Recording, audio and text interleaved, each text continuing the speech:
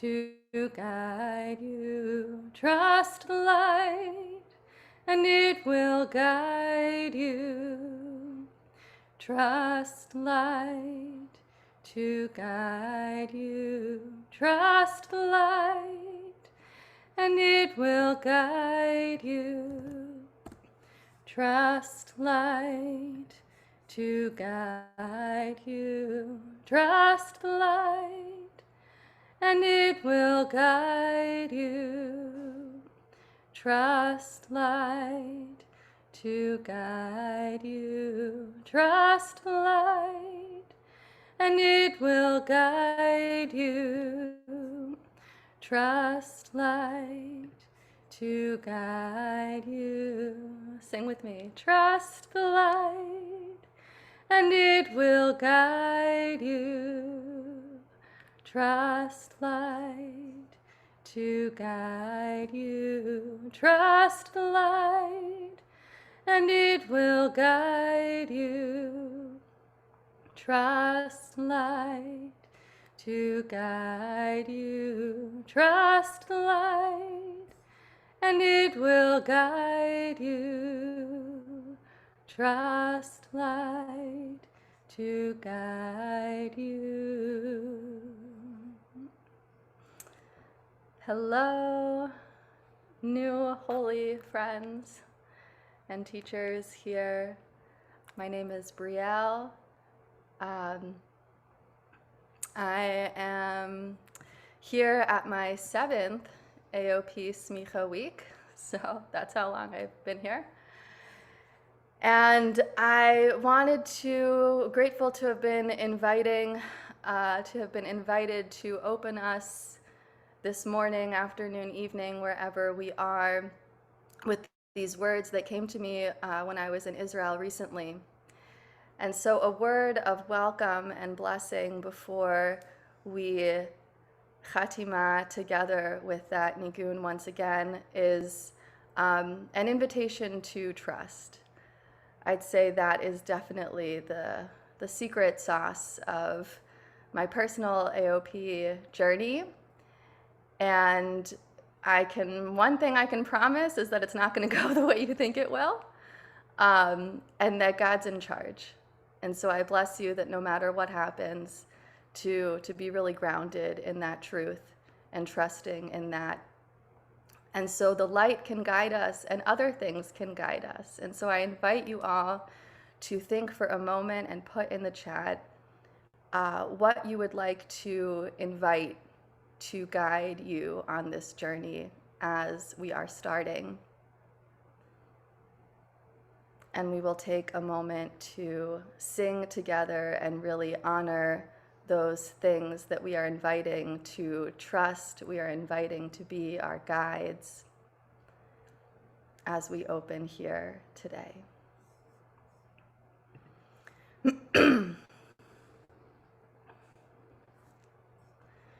Trust the light, and it will guide you.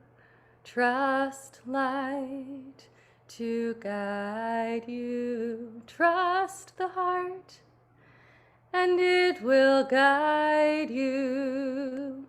Trust the heart to guide you. Trust friendship, and it will guide you. Trust friendship, and it will guide you. Trust the joy, and it will guide you. Trust joy to guide you. Trust the divine one, and it will guide you. Trust the divine to guide you. Trust possibility, and it will guide you. Trust possibility to guide you. Trust the love, and it will guide you. Trust love to guide you. Trust the light, and it will guide you. Trust light to guide you. Trust the light, and it will guide you.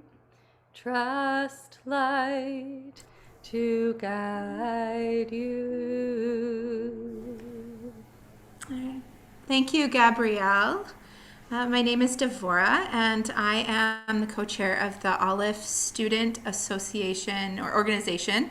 Rather, it used to be called the Olive Student Board. You can call, you'll hear both of those things. And that is a group of individuals who are elected by the Olive students to represent them and to work with our faculty and staff to create a really wonderful learning environment and a place where we can come together and be in community. I also am joined typically. It's also a reminder to mute yourself if you have not done that. I'm also usually joined in leadership with Josh Jeffries, but he's not here today. His whole family has COVID, so if you could keep him in your prayers, that would be wonderful. And I live in Michigan, and I have been in the AOP for 6 years now. I will be, God willing, Smicha very soon. And I just want to welcome you all, and I will invite Moshe also to introduce himself, and then Sarah. Yeah, hi, good morning. Or good morning for me. I guess afternoon for many of y'all. I'm Moshe. I'm in Anchorage, Alaska. I'm in the rabbinic program. I have been for, I think, 5 or 6 years. I'm actually wearing my t-shirt from First Fella. So some of y'all will recognize that. Definitely Brielle. And yeah, so I have a couple of years left. I think I mentioned I'm in the rabbinic program. And if I could offer any kind of advice coming in, I'll be very brief. It's just kind of what we just said. It's kind of trust the process. There's some amazing, beautiful rabbis who are leading us through this. And just being able to trust them and to settle into their guidance, it's really paid off. So just enjoy yourself, be open to the experience, and don't miss little miracles because they're continuously happening as we gather together. So welcome, everybody. Hi, everyone, and welcome. I'm Sarah Eitzler. My pronouns are she, they, and I am on Wampanoag land on Cape Cod. And this is my third Smicha week. I've just finished my second year in the program and in the rabbinic track. And I am the chair of programming and student life. I think that's the right title. So I made the schedule. If you have any questions about it, if you have any issues with it, contact me. I'll put my email in the chat when I'm done talking. And I just want to say you're here because we need you and we need your voices. So thank you for being here and thank you for being part of this community. We are very, very grateful to have you.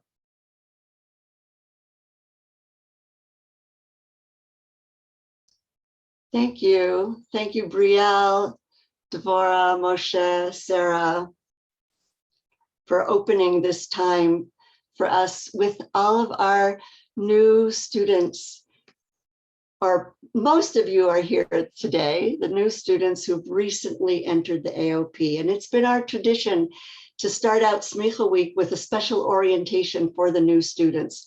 That's what we're here to do. And we hope in this brief time that we're together, just us, to introduce some of the important players for you to get to know, and to also have an opportunity to see each of you and have you tell us a little bit about yourself. So in a moment, those important players that I mentioned are going to introduce ourselves, each of us in about a minute, and let you know who we are. My name is Rabbi Nadia Gross, and I'm speaking to you at this moment as the administrator of Smicha Week.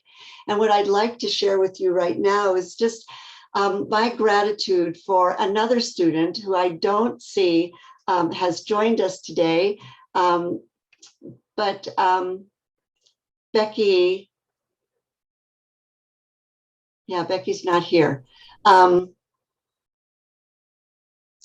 who has been the student representative on the Smicha Week Task Force. So every year, the VAD chooses a number of people to serve on the task force with me as the administrator. My husband and I actually were the co-administrators for many years. And Becky Zuhl has been such an important part of this year's planning. And I just wanted to acknowledge her as well and hope you'll have a chance to get to know her. And also just to name that some of the other students who are here with us today are your spirit buddies. I'm trusting that you've already met them. Those of you who are new students, you've met those who've been assigned to kind of support you through these initial steps in our program. And they are Josh Jeffries, who we just heard needs our blessings and prayers for healing, Paige Linsenberg, Moshe King, Rivka Coburn, Emily Stern, Miriam Margot Wolfson, Ira Wiesner, Baruch Solomon, Sally Heckelman, Devorah Tucker-Fick, whom you've met, Gabrielle Pescador, Laura Mandalese, and Deborah Abrams. These are students who have stepped forward to give extra time and energy to support one of you along these early steps of your path in our program. And now I'm happy to introduce our Dean of Students, Chazan Diana Brewer, who is going to tell you in a minute a bit about herself. Shalom, shalom. Nice to see you all again. I probably require the least introduction of anybody here, as I've had the privilege of walking each of you through every step of your application process. And I'm delighted. I've had the chance to welcome you at a student orientation in May, and I'm delighted to have the chance to welcome you once again now at your official first AOP commitment.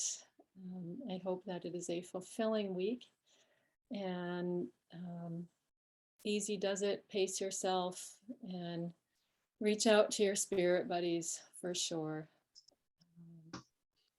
And you know where to find me. I'll pass to the next person. Yes.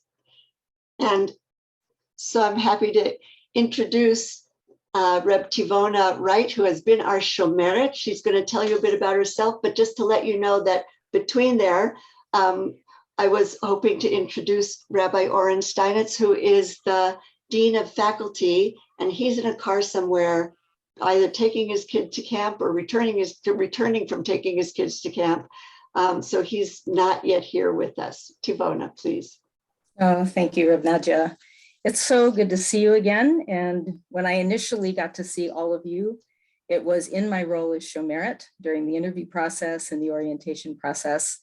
As of June 6th, I stepped away from that role and it had happily handed it over to Rabbi Darren Kleinberg, who you'll get to hear from next.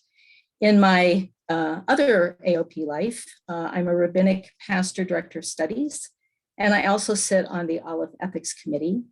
I received my rabbinic pastor Smicha in 2012 and became a Mashpia Ruchanit, a Jewish spiritual director, in 2014. So I have walked the path that you are about to embark on. And to pick up on Brielle's beautiful framing, I would ask you in my blessing to you to trust your calling, trust what brought you here, and also trust the various directions it may take you, some of which may be unexpected. So good to see you. Barty. Thank you, Reb Tivona, and Rabbi Eva Sachs-Boulder, our Rosh Hashpa'ah. Well, shalom to y'all. Here I am in the middle of the country, newly transplanted almost a year in Boulder, Colorado.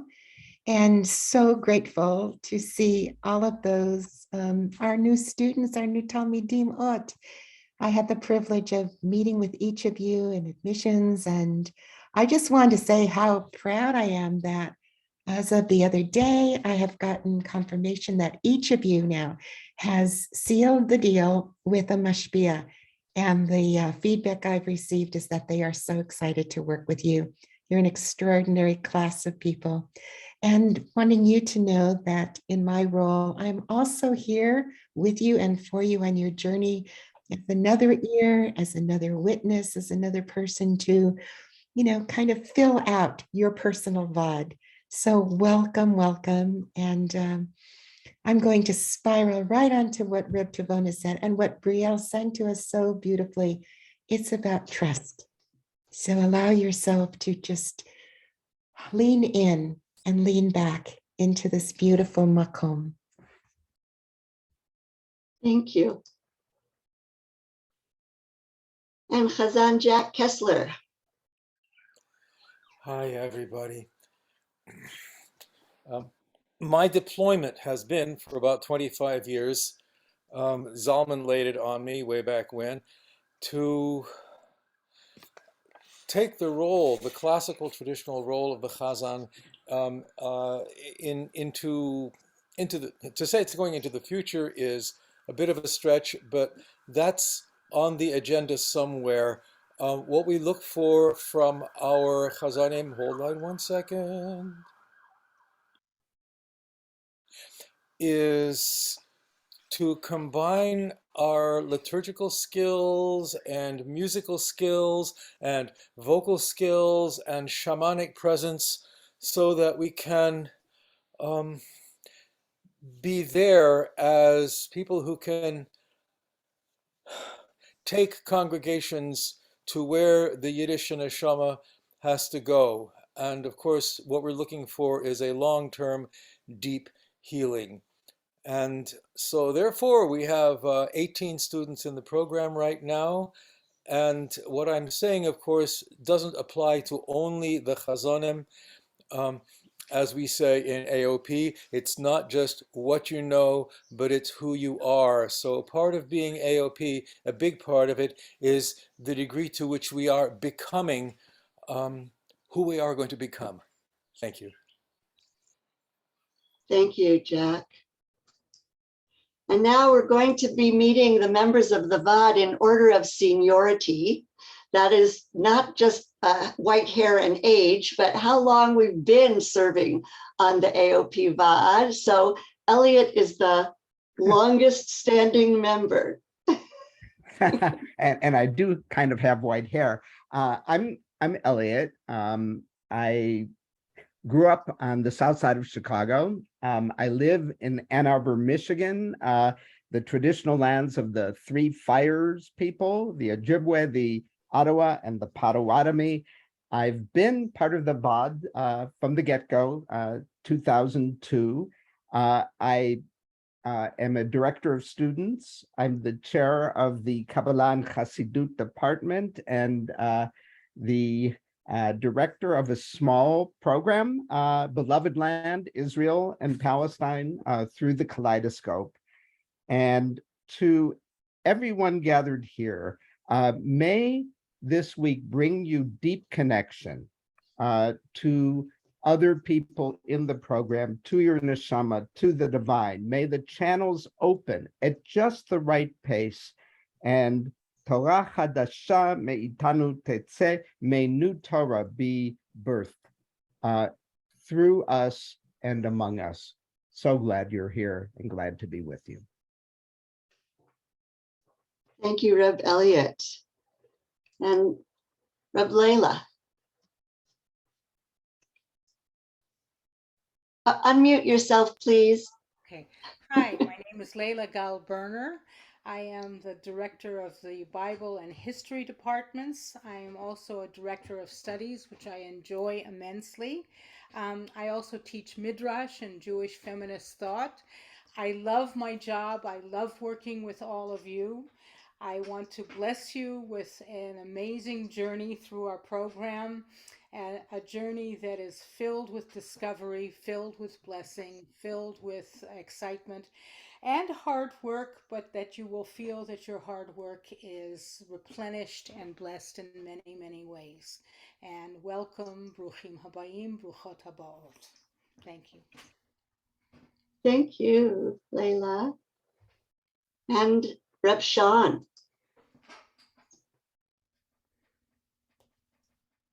Ruchim Ba'imot, everybody.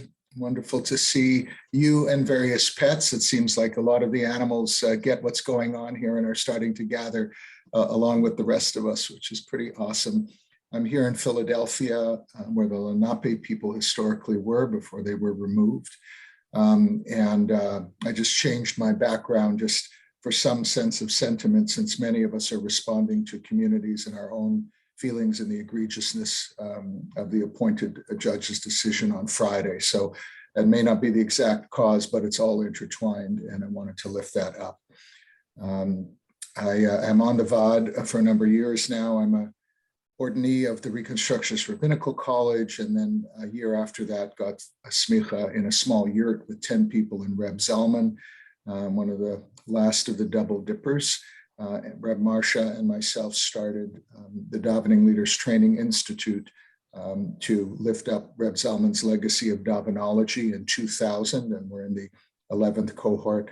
And I have the bracha of being with Chazan Jack and that, and Chazan Diana and Daniel Sheff, and also working with Reb Nadia and Reb Sandra in the Hashpa'ah training program. And I serve, my majority of my time is serving a Reconstructionist community in Philadelphia, Northwest Philadelphia, about 220 households. And the thing I'll end with, I loved what might have been an intentional or not typo in the instruction to us on the VOD, which is to give a world of welcome to the new students. So I want to invoke one of those many divine names is so directed. Lechai, lechai, lechai olami.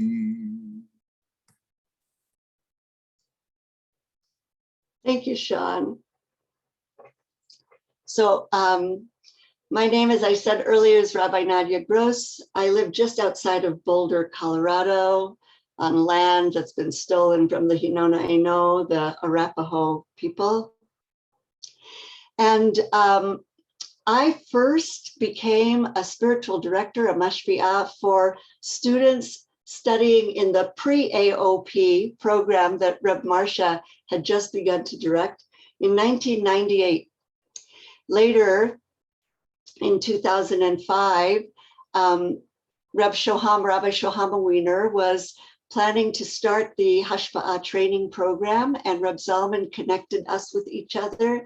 And I came on to assist her administratively, curriculum, etc., and became her associate director for the first three-year cycles of the Hashpa'ah training program. And then when she retired, I became the director of the program 9 years ago, with Rabbi Sean Zevitt serving as my associate director, and Rabbinic Pastor Sandra Wartzel, who's not able to be with us today, as our third core faculty member, supervisor, and administrative assistant to me. We've had almost nine full fabulous years running this program together. And I'll be retiring at the end of this cohort in December. I'll be at Ohala, God willing, in January to graduate my cohort, and will return to being simply a mashpi'ah, a spiritual director for AOP students. I want to just not only welcome you all, and I know everybody's names because I do this administrative work, but to tell you that when my husband and I, Rabbi Victor Gross, discovered Reb Zalman, and he brought us into the Jewish renewal world, we felt like we had come home. We met a chevra, we met colleagues and a community of people who just became our extended family so readily and so easily. And you, our new students, are entering this family and this community. And I want to bless you to know that you are meeting the people who will be the ones you go to for spiritual support, emotional support, for collegial support, for wisdom, and for cheerleading for the rest of your lives as renewal clergy. So meet them, get to know them, open your hearts to them, bless them, and you will be blessed. And welcome to this amazing community. And I'm going to turn it over and introduce Rabbi Natan Margalit. Thank you, Reb Nadia. So I'm Natan Margalit. I am here in Newton, Massachusetts, in Wampanoag and Massachusetts land. And I guess I'm the newbie. I've been here since 2017 for about 5 years. I'm the chair of the Rabbinic Text Department. And I also am director of the Earth-Based Judaism program within the AOP. And also within Aleph, I'm the director of Organic Torah, which is a program of Aleph. And I'm also director of studies. So it's wonderful to see everyone here, and to some of you I know, some of you I don't know. I'm looking forward to learning with you. I guess the common denominator between my different roles is just that this invitation to come into this Eitz Chaim, the tree of life, that we are opening ourselves to Torah. A lot of the texts that I teach are sometimes seem very far away. And so our job is to really try to open ourselves to what they have to say to us, at the same time as we hold strong to the things that we believe and that's going on in our very moment, so that we are really joining this 1,000-year, 2,000, 3,000-year conversation, which really is altogether a tree of life. So wonderful to welcome you all here. Thank you, Natan. So our community continues to grow. Our leadership community continues to grow with new DOSs, and Rabbinic Pastor Dee Herman, who is not able to be with us today. I just wanted to mention her. She works together with Reb Tivona as the Dasimot for the Rabbinic Pastor Program. Also Rabbi Aubrey Glazer, who is on the road somewhere and hoped to be with us, but has not yet joined us.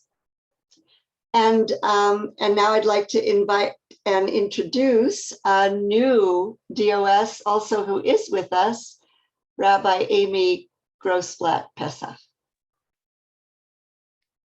Hi, everyone. So wonderful to be here. I am currently residing in Boca Raton, Florida, and this is my first year as a director of studies. Very excited. I see my two directees on the screen, so shout out to both of you. And to all of you who hopefully at some point will be able to cross paths with one another, I really look forward to getting to know the incoming students and to continue my involvement in the AOP. I was ordained in 2019. So I've been doing the rabbi thing here in South Florida and working at various congregations.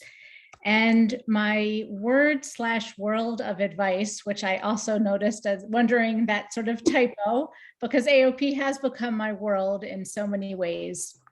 I wanted to really echo what Reb Nadia had shared. And that is, when I started the program, one of my reasons of being hesitant was that my life, thank God, was already very full. And did I have room for new people and new friendships? And I really paused to see how that would work in my life. And it was, I will say in retrospect, the best decision of my life. The people who I met through the AOP program are now some of my closest friends. And so I bless each one of you as you're starting your journey to open up your heart as wide as it is possible, still maintaining the balance that you need as an individual. And may you feel the love and support and guidance and wisdom that will permeate and be woven into the tapestry of your life. Amen. Thank you. And the AOP wouldn't exist without this amazing friend, Ming Shem Lu. Ming. Hello, I'm saying hi to you from Philadelphia. I'm especially intrigued by that little square called Cantorio Central, and hope I'll actually get to hang out there and to see you all. So great to see your faces again, and I don't think I need to spend more time talking about myself. It's been a wonderful time welcoming you all into the program. It's been so far wonderful working with you, and I look forward to continuing with that on your paths on this. I'm sure it's going to be an amazing journey. Thank you. Thank you so much. So we're going to go back to Chazan Diana, but before we do, I want to be sure that I have called on everybody who's a VOD or admin person who's present here with us. If I have not, would you like speak up? All right. Diana, you're going to share with us something about the Kavod Code, but I would love to ask you also to say a word about Shelby, who is not able to be with us today, so that everybody will know her role as well. Thank you. Certainly, thank you very much.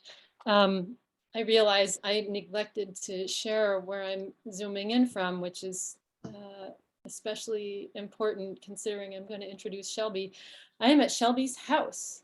Shelby Haverson is our operations manager for AOP, and she has done extraordinary feats of organizational prowess for us over the couple of years that she's been with us, and it is a privilege to have her as a colleague. She was very much part and parcel of making today happen, organizing links and making sure they got to the places they needed to be placed. And it's impossible really to tell you all about what Shelby does, but I would be sunk without her, and I'm grateful for her and for the space that she's offered me, so that I can be with the cantorial cohort this week in Philadelphia. My usual home is Northampton, Massachusetts. So the Kavod Code, you won't find that if you search the Moodle. What it is now called the Mutual Accountability Statement. It is a document that has been developed mutually in collaboration between students and faculty over the course of many years. And it acts as both sort of a combo code of conduct, what you can expect from your faculty and expectations that we all have of each other. And along with an approach for addressing concerns, conflict resolution, and incident reporting. Where do you find it? You can find a sort of shortened version of it posted in every class page on the Moodle. Every class that you take posts automatically the mutual accountability statement, and you can find it in its full form in the Talmud Handbook on page 5 in section 2, norms and expectations. Another person I want to introduce by proxy, who you will find mentioned in this document, is our ombudsperson, Susan Wilson. And she couldn't be with us today, but she wrote up a beautiful description of her role. Susan is the independent ombudsperson for our program. She is a restorative practitioner and shares the values and goals of Aleph to work toward peace, understanding, and right relations.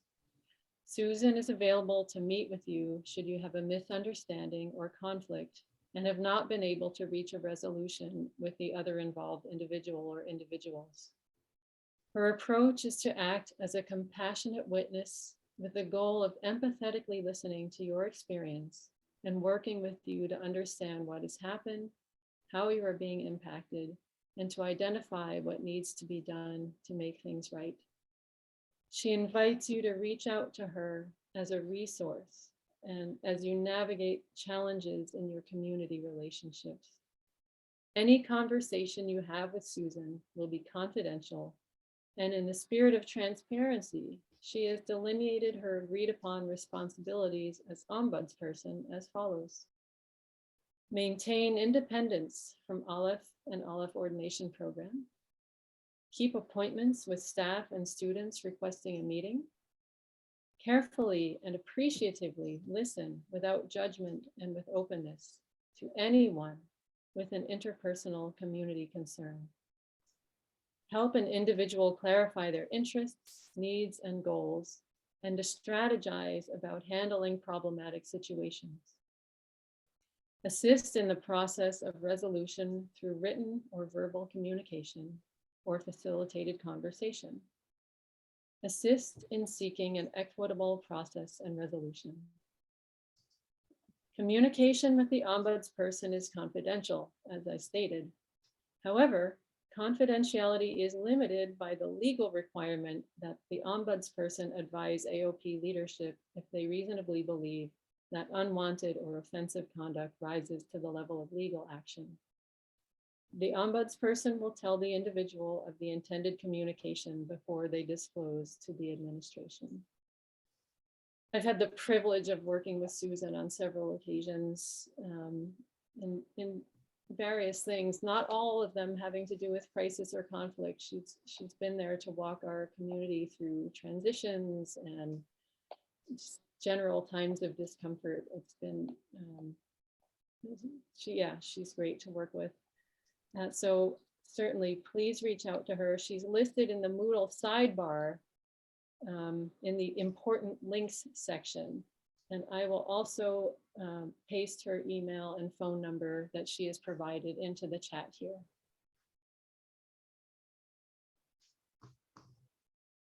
Thank you, Diana. Thank you so much. So now we have an opportunity to meet you, our new students. And as I invite you and spotlight you, we'd love to hear your name as you'd like us to know you, the pronouns that you want us to use, where you hail from, that is where you're living right now, the program that you're entering, and a word or a phrase to express your hopes or intentions for this journey in the AOP that you are embarking on. That's a tall order in 1 minute of introduction. I'm sure you can do it. And so I'm going to start with you, Alan Black. Hi, I'm Alan. Hanan Ben Moshe would be my preferred name here. I am from Northampton, Massachusetts, and I'm sitting in the Adirondacks right now. I just got out of a 3.5-day silent retreat, and I drove to my friend's house who lives a mile down the road from the Zen monastery that I was at. I drove here, got here like at 1 o'clock, drinking some water, and then this morning, 4 or 5 hours ago, I heard about Roe versus Wade, and also about the gun law that they passed, basically saying everybody can carry concealed or unconcealed weapons, and no state has the power to do anything about it. So that happened right before I left, and then Roe versus Wade happened this morning. And I could tell you that the monastery people were having memorial services this morning for Roe versus Wade, and lit candles and said some special prayers, and it was very moving. And and then the teacher spoke for an hour about that. What a world we live in. That's all I can say. But I am happy, and I feel like I found a home as well. And I'm happy to be here, and looking forward to the next whatever amount of years that it's going to take. So nice meeting you all. Thank you. Thank you, Alan. And Batya. Batya Bina. Good morning, good afternoon, good evening to everyone. My legal name is Ellen Van Dyke Bell, and my Hebrew name is Batya Bina, which is what I'd like to be referred to, particularly in Jewish spaces. My pronouns are she, her, and I am from Danbury, Connecticut, which is the original land of the Pahiqua Indian tribe. And what I would like to gain from participating as I'm a rabbinical student, and enlightenment so that I can inspire others. Thank you. Thank you. Ken Yehi Ratzon. Amen. Hadar Ahuvia, I see we have you on phone only. Can you unmute and introduce yourself?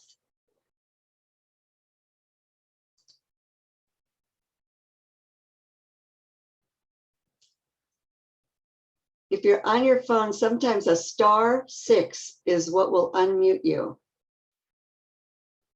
Okay, can you hear me now? Yes, we can. Thank you. Yay. Apologies for my technical difficulties. My train to Philadelphia was delayed. My name's Hadar Ahuvia. If you can manage it, Hadar would be lovely. I use she, her pronouns, and I usually live in Brooklyn, which is the unceded lands of the Lenni Lenape people, Lenape Hoking. I'm in Philadelphia now because I'm joining the cantorial program, which is meeting here this week. Also the unceded lands of the Lenni Lenape. The word or phrase that I'm thinking of that I want from this program and from connection to you all is something from Ezra Menachem. He talks about mooring in culture and creating life-sustaining, giving culture. So I'm looking forward to learning and to creating that culture with you all. Thank you. Thank you, Hadar. And Jake Ehrlich. Hey everyone, Jake Ehrlich, zooming in from Detroit, Michigan, originally from Long Island, New York.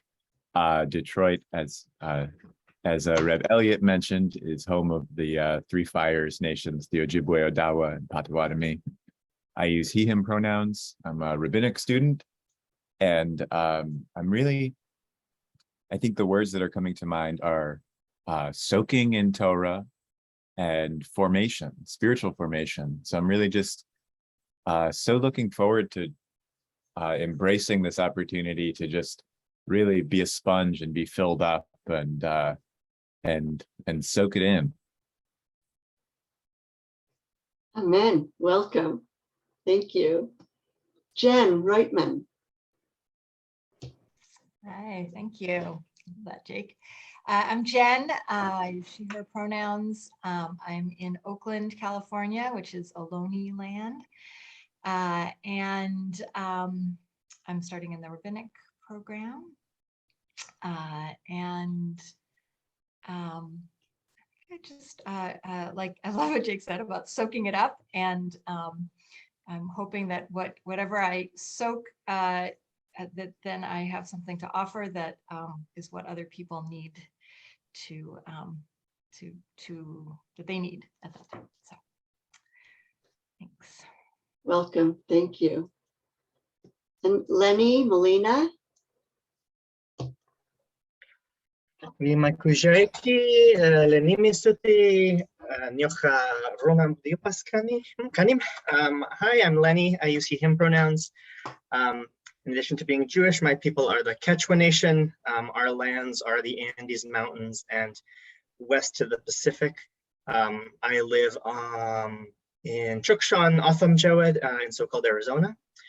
I am entering the rabbinic program, and I think my hope, I'm feeling very curious and open, and I'm hoping to sort of that we can sort of continue co-creating new paths and new models for doing Jewish community and transformation. Thank you. Sasha Perry. looks like we don't have video Hi. for Sasha. No. Hi, can you hear me? Yes. Hi. Hi, everyone. My name is Sasha. I use they, them pronouns. I live on unceded Tongva land, also known as Los Angeles. And I am entering the rabbinic program coming off of being in the first cohort of the Earth-Based Judaism program. I'm thinking for this hope and what I'm looking forward, I guess mostly what I'm just looking forward to is just orienting my spiritual path in the way that I serve towards towards liberation and justice. Amen. Thank you, Sasha. Thank you. Now, I believe that some of our new students, at least one I'm sure of, is in Cantorial Central. So we're going to spotlight Cantorial Central and hope that the new student will introduce themselves. Hi, that's me. I'm Rhonda Poleski. I'm from a suburb of Phoenix, Arizona. I didn't hear everything that you wanted us to contribute, but the reason why I'm here is to broaden my understanding of God, the divine spirit, to be able to transmit that in a much more meaningful way to the congregations that I serve, and to really deepen my understanding and transmission of Chazanut. Welcome. Amen. May it all be so. I believe at this point we've met all of the new students who are present with us today. If I've missed somebody, would you please let me know just by unmuting yourself and saying, hey, hey, hey, you forgot me? Hi. Hi. Who is This that? is Zamira Lovejoy.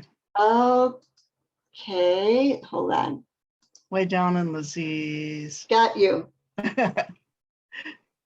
Hi, everyone. I'm Zamira. That's my middle name, and it's the name I choose to use in Jewish circles.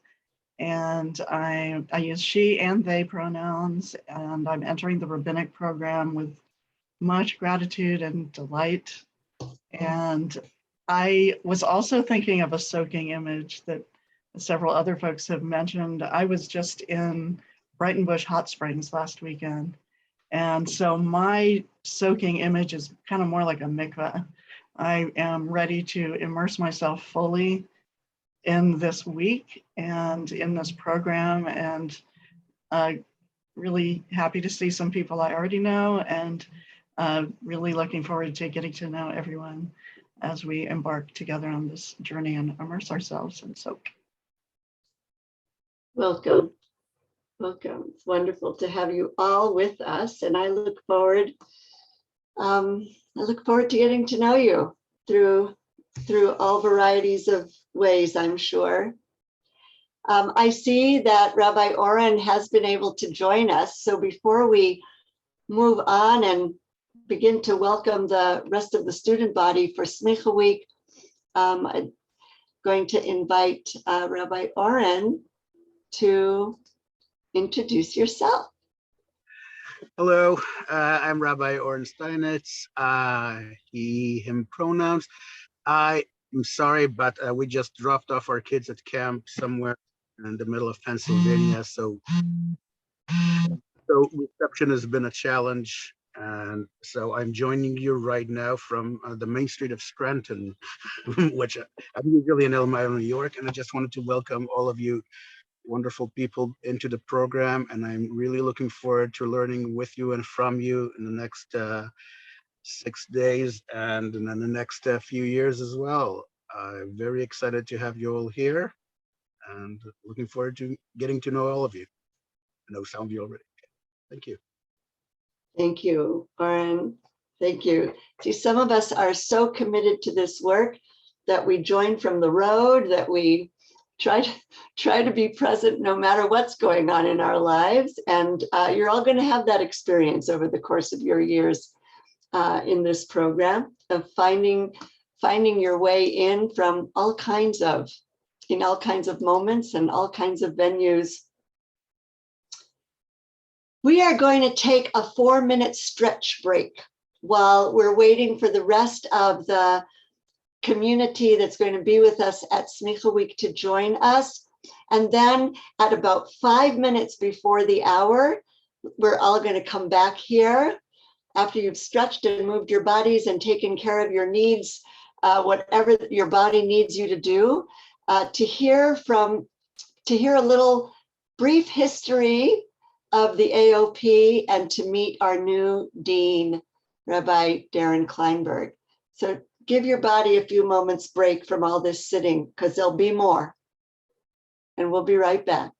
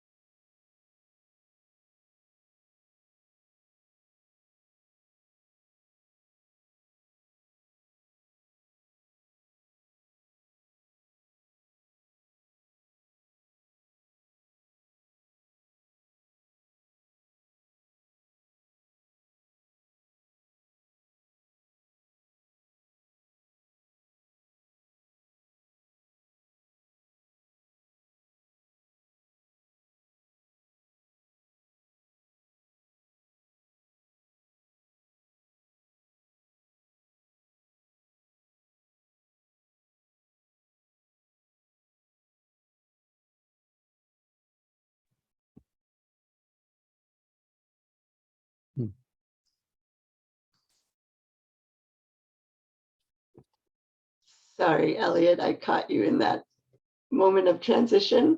I want to welcome all of you who are joining us now, coming together with our newly admitted students to the AOP, and as the Smicha Week community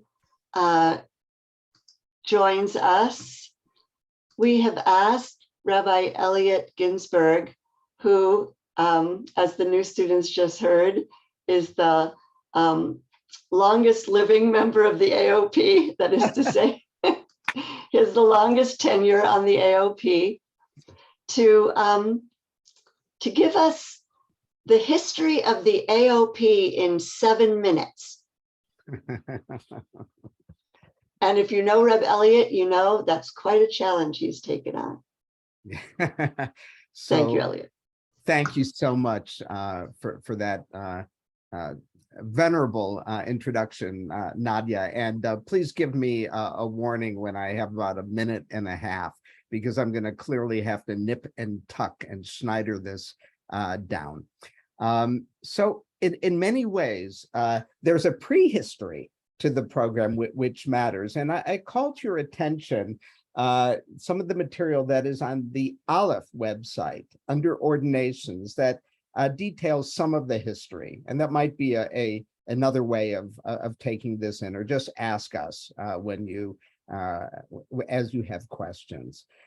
If I think back to the early beginnings, I have to go back to 1973 or 1974, where a young seeker by the name of Daniel Siegel had moved to British Columbia, and he turned to his old teacher, whom he knew from his teenage days at Camp Ramah, that is Zalman Schachter, then later Zalman Schachter Shalomi, with some spiritual questions.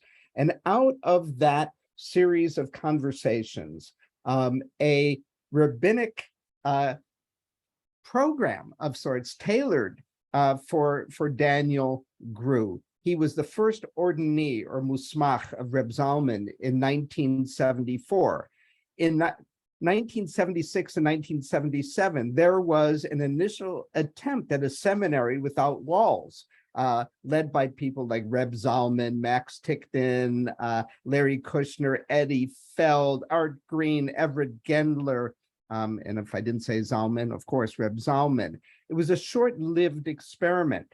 By 1980, Reb Zalman had started his Smicha project. Already by 1981, people like Michael Paley and Lynn Gottlieb were ordained. Throughout the 80s, there were about 24 ordinees, 2/3 of them men, 1/3 of them women. I don't know anyone at that time who identified as gender fluid in the program. And 1990 was a turning point. Reb Marsha Prager was appointed as dean of this visionary program to train rabbis in unique ways. I'll zoom ahead to 2002, because at that point, about 10 of us gathered in New York City in very cramped quarters to begin visioning a more formal kind of program, drawing on its organic beginnings. And people could apply to the program at this point, work with a director of studies. People gathered at the Great Eilat Chaim Retreat Center for special classes. People did independent studies. Soon, we were able to offer online courses that actually people would call in. It was all audio in those early years. Already at that point, by 2000, actually before the program had started, Reb Zalman had turned to Chazan Jack Kessler to begin to imagine a cantorial program. And by, within a half year of our gathering for the first so-called VOD meeting in spring 2002, the cantorial program was brought under the larger umbrella of the ordination programs. Soon thereafter, the rabbinic pastor program started. One of the early private ordinees as a rabbinic pastor, Shulamit Fagan, who received her ordination in 2001, was charged to help develop a program. And so fairly early on, that was part of the array of ordinations, joined in 2006 by the Hashpa'ah track, because from the very beginning, Reb Zalman combined a notion of rabbinic training rooted in text and experiential learning and meditation, davanology, along with spiritual direction. In the early years, as I said, we tended to gather at Eilat Chaim for a week or two. By 2008, after the Kala at Albuquerque, there was the first dedicated Smicha week where people gathered specifically to pickle in the Chevreshaft, to learn face-to-face in powerful kind of ways. The ancillary programs to the AOP itself, as it soon was called, the DLTI, Davening Leadership Training Institute, actually started shortly before the AOP in 2000. The Life Cycle Practicum was one of the earliest features of our program.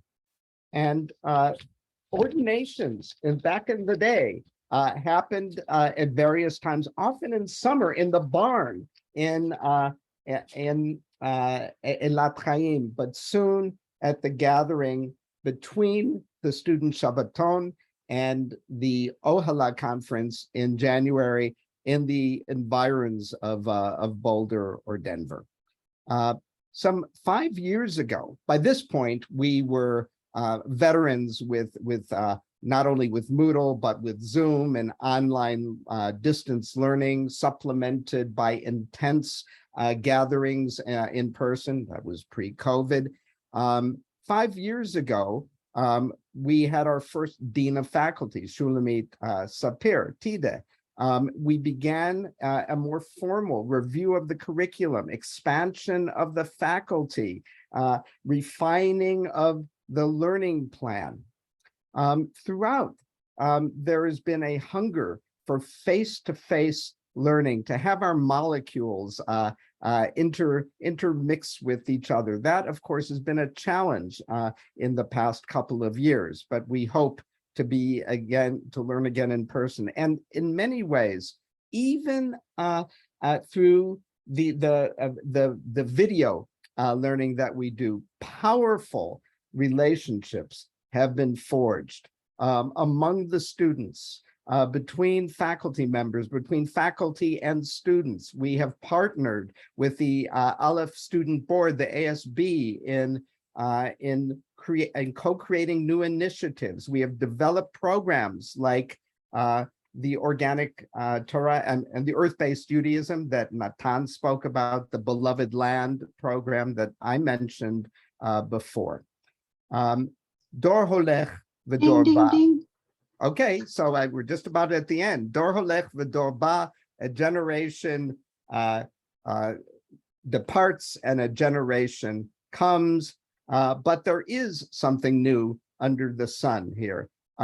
We are, this past year, we have experienced the retirement of our founding visionary dean, Marcia Prager, and Steve Silverne, who is the Dean of Tachlis, as we called it.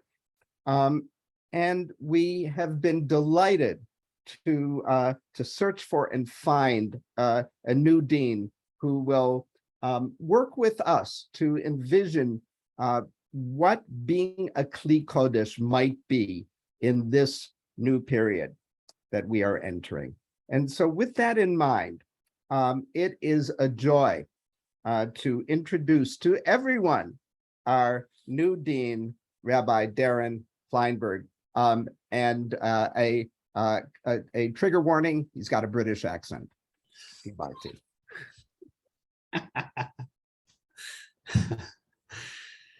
Thanks, Elliot.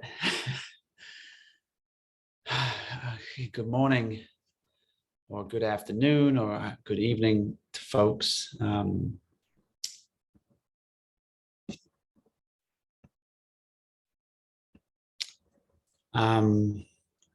First, I just want to invite anyone that is off screen. If you are at all able, please consider coming on screen, even for a couple of moments, because I'd like to spend the next 30 seconds, or invite you all to spend the next 30 seconds just allowing your gaze to rest on each person, and to just do a little kind of tonglen or shaklavataria, a little giving and receiving practice, so we can direct some love towards people and receive some of the discomfort that many of us are feeling at this moment. So just take a moment and flash a smile at each window on your screen and send some of that love to each other.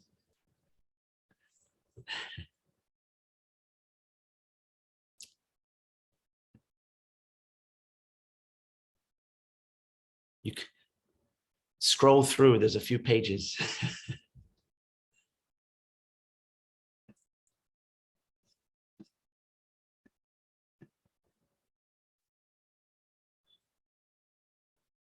Okay, now we're gonna break the cardinal Zoom rule. So I'm gonna count to 3, and when I get to 3, everybody unmute and let's all say hello to each other, and just to feel the cacophony of each other's presence. So you ready? You got your finger on the mute button.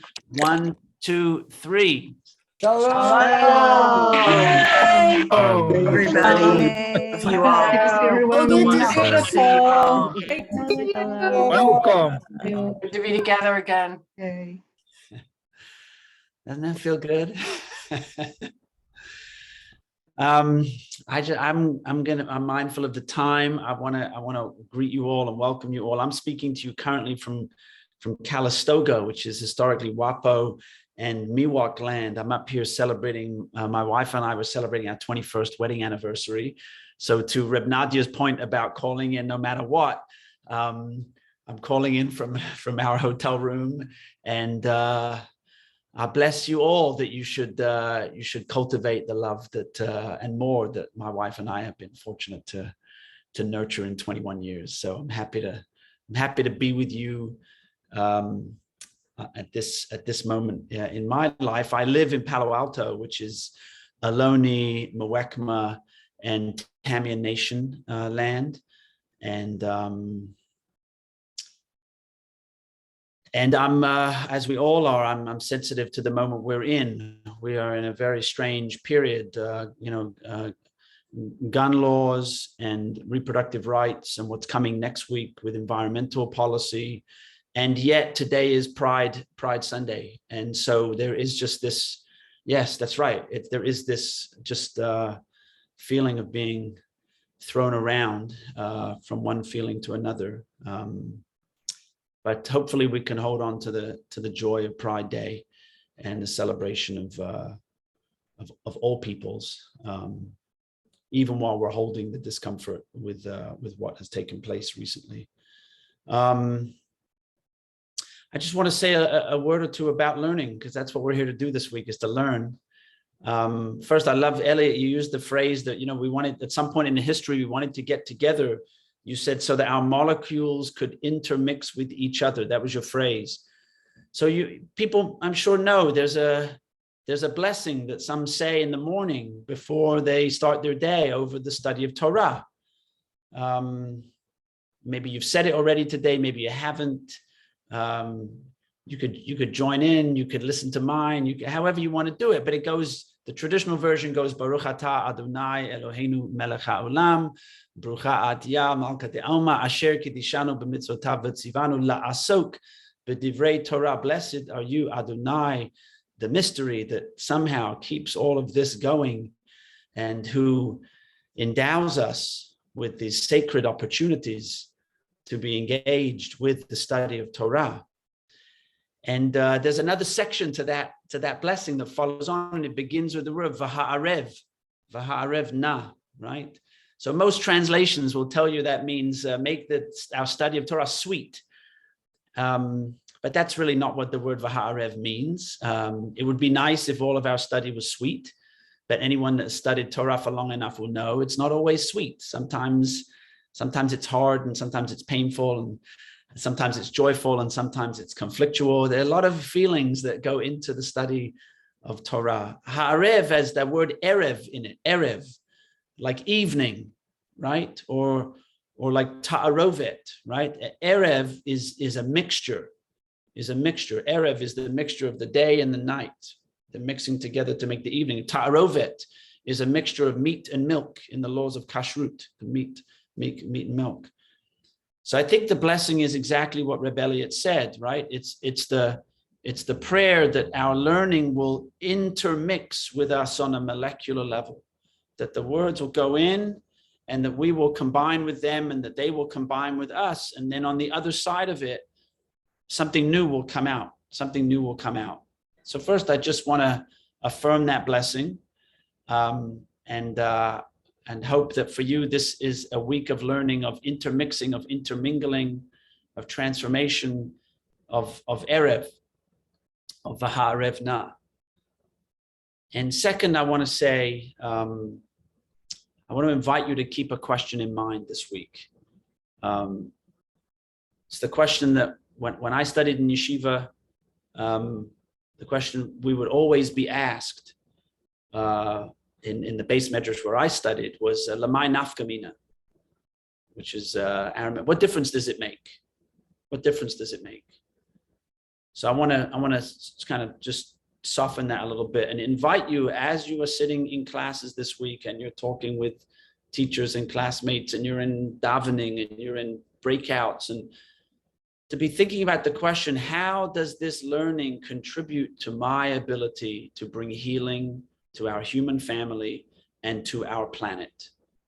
How does this learning contribute to my ability to bring healing to our human family and to our planet?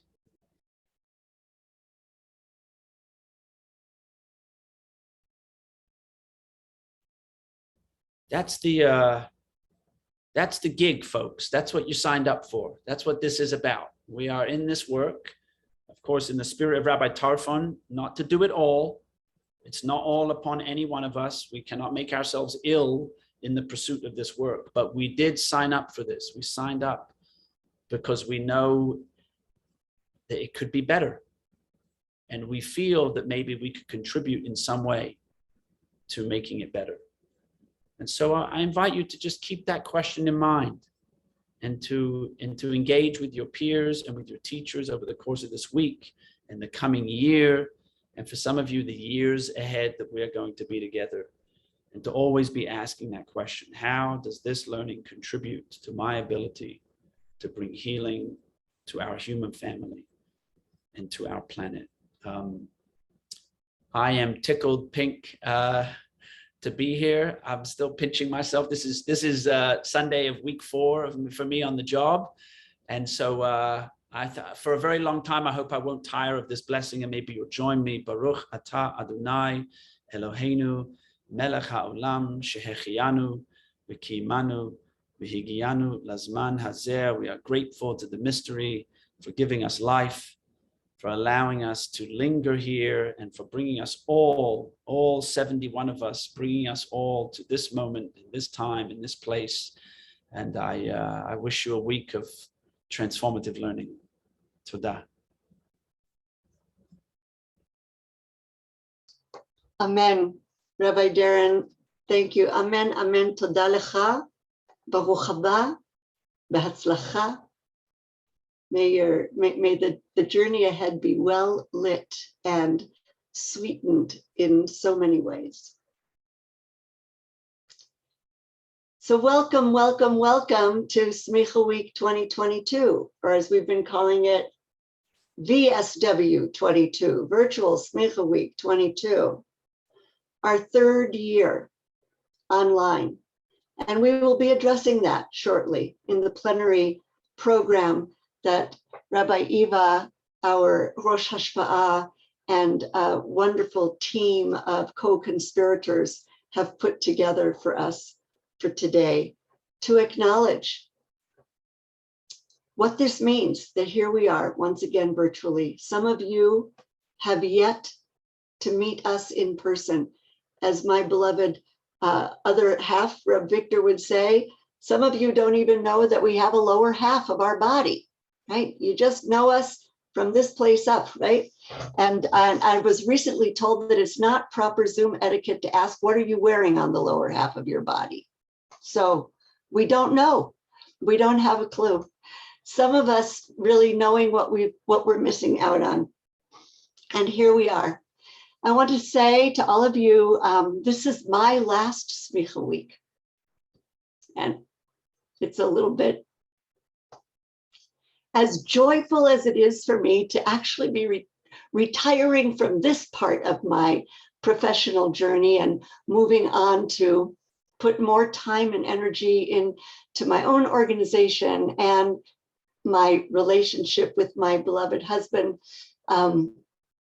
It's a bittersweet. Victor and I co-founded Smicha Week as it came to be known in 2007 and administered it all of these years. In the last 2 years, it's been myself alone after Victor resigned from the AOP. And it's been a ride. It's been quite a journey, this time together. So this year we've tried to simplify. This is our 3rd year, as I said, we had 2 years to sort of figure out how we do Smicha Week online. And we're doing it even differently, even more differently this year. 1 intensive week. For some of us, that means 9 hours a day, sitting at our computers, learning, trying to catch time in between to get ready for tomorrow, and then also meeting in davening space and in meeting space.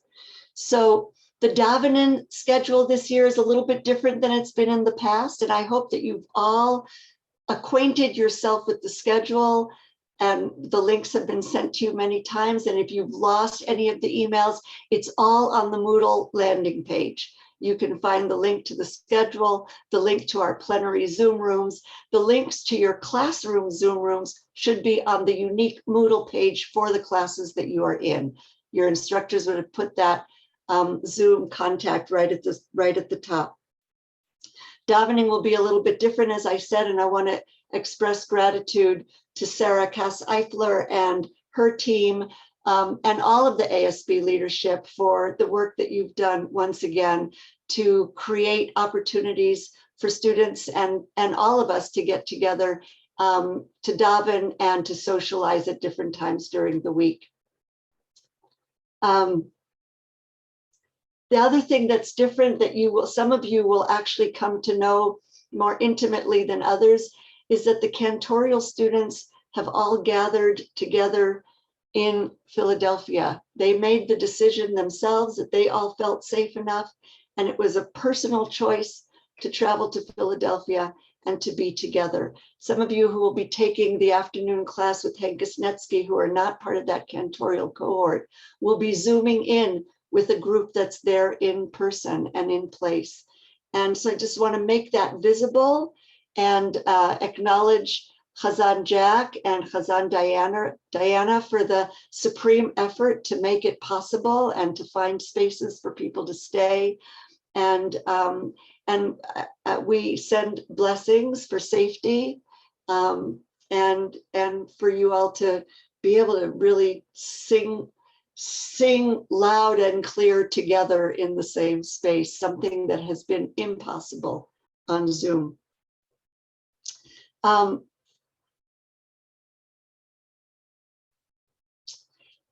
You should find on your Moodle pages, we've asked the teachers to provide you with their cell phone numbers.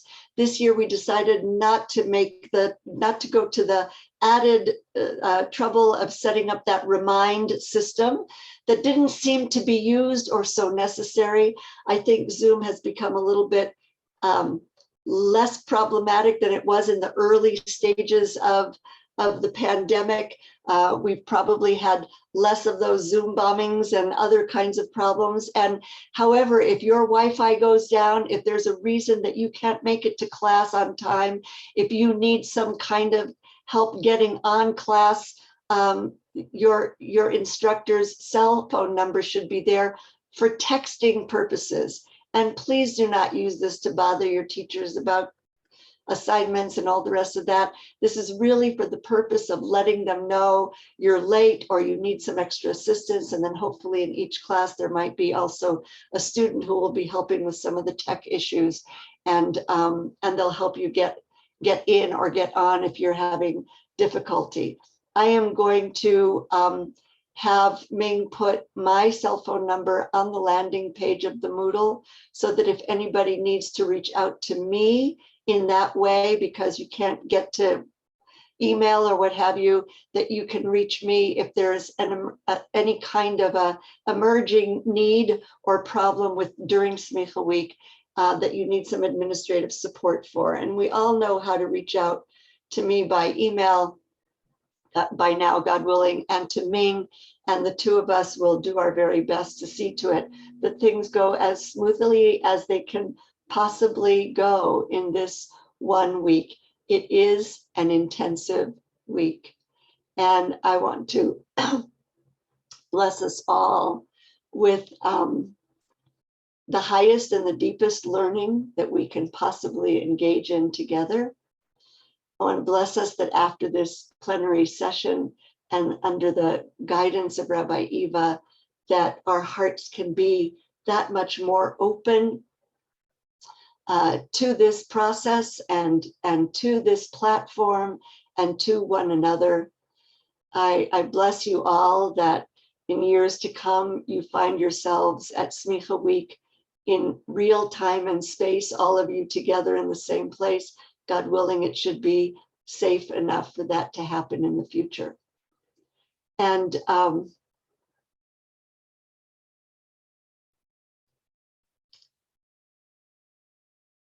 I pray that we, each of us, find our way not only through this week, but as Jewish renewal clergy emerging and already present, that we find our way to collaborate in healing this very broken world that we are living in, that has become only more visible to us and more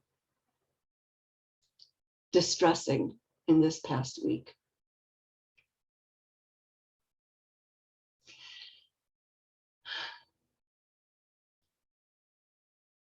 There was a time that the orientation to Smicha Week took a whole long time. We had a beautiful orientation with the new students. Orientation to virtual Smicha Week doesn't call for a lot.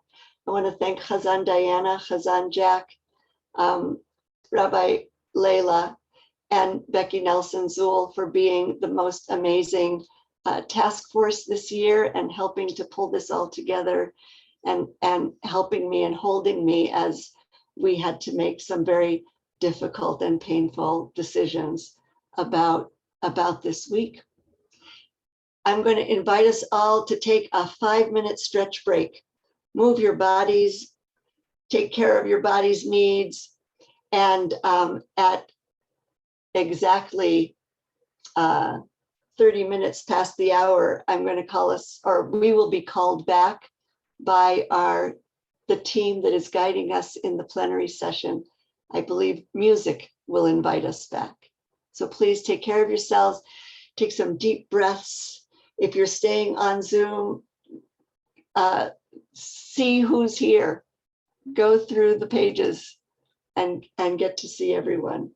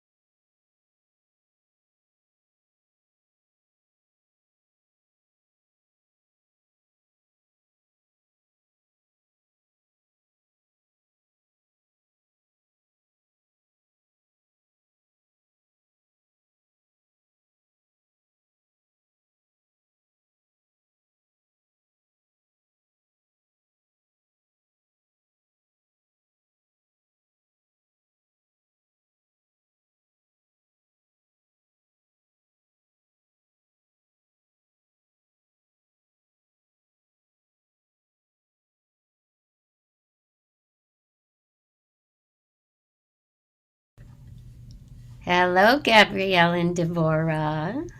Hola, baby. Hola, baby. ¿Cómo están? Taking over right now. We're like, Oh, you guys have a good flight? yeah, that was smooth. It was good. We even upgraded to Comfort Plus. So, like, for not a lot of, Oh, you guys rock. yeah, we were Comfortable Plus, and they gave us little bottles of water And cookies. and well, Gabrielle cookies. I I got was not in the cookies. mood for cookies at like 7:30 in the morning. So, but she was. Well, you guys have fun. We are. We miss you. I miss you too. Oh, I wish you were here. Hmm. Oh, and Gabrielle and Brielle wants to know. We're in Philly. You remember How I Met Your Mother when they're like, going to Philly, go to Philly? Do you know what I'm talking about? There's this one episode where they go to Philly. Well, we are with a Rebbe of distinction. We are in a church, a converted church, and those are the stained glass windows. Wow. Brielle's like, OMG. Yeah, really. Yeah, so we are here with a Rebbe of old and in a very ecumenical, inspiring space. Yes, and we're sleeping here. What all did Brielle say? She said you're How deeply ecumenical. That's right. Yes, it was a good deal. we wanted and it's It like was a really big. It's a really big space. You can see like, oh, you got to see this. deeply ecumenical and economical. And that's where you're sleeping? This is just the living room, and then Okay. Beautiful. Where's the rest of your group? Why aren't you all together? Because you're leading something. because we're leading something up here, and we're gonna do some music for the program, and then the rest of the group is downstairs in the other living room. Like there's like this whole like space downstairs. It looks beautiful. It's amazing.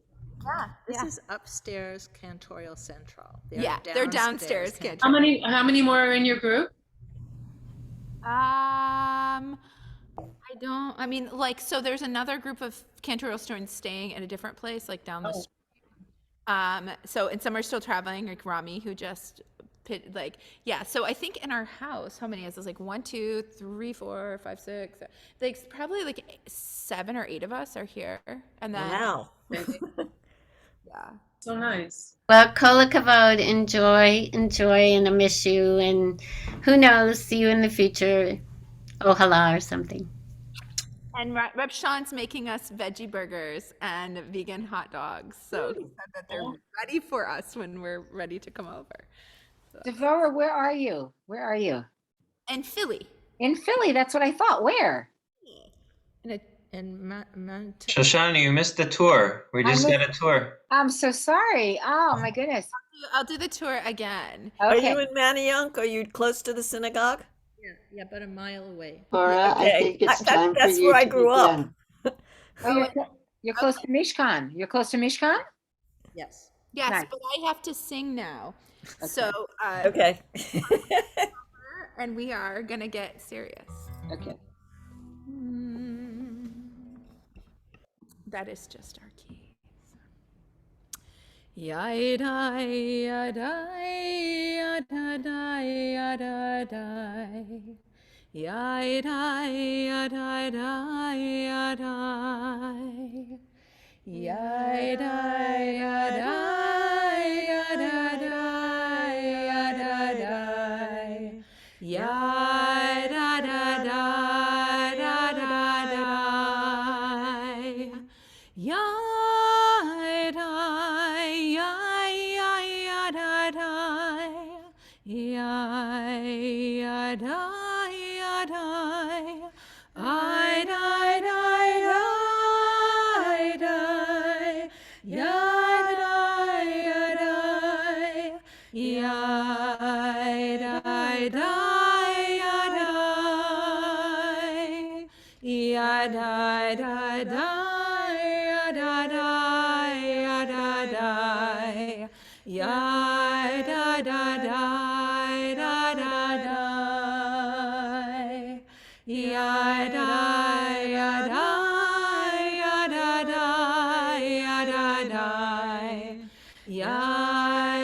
da da da da da.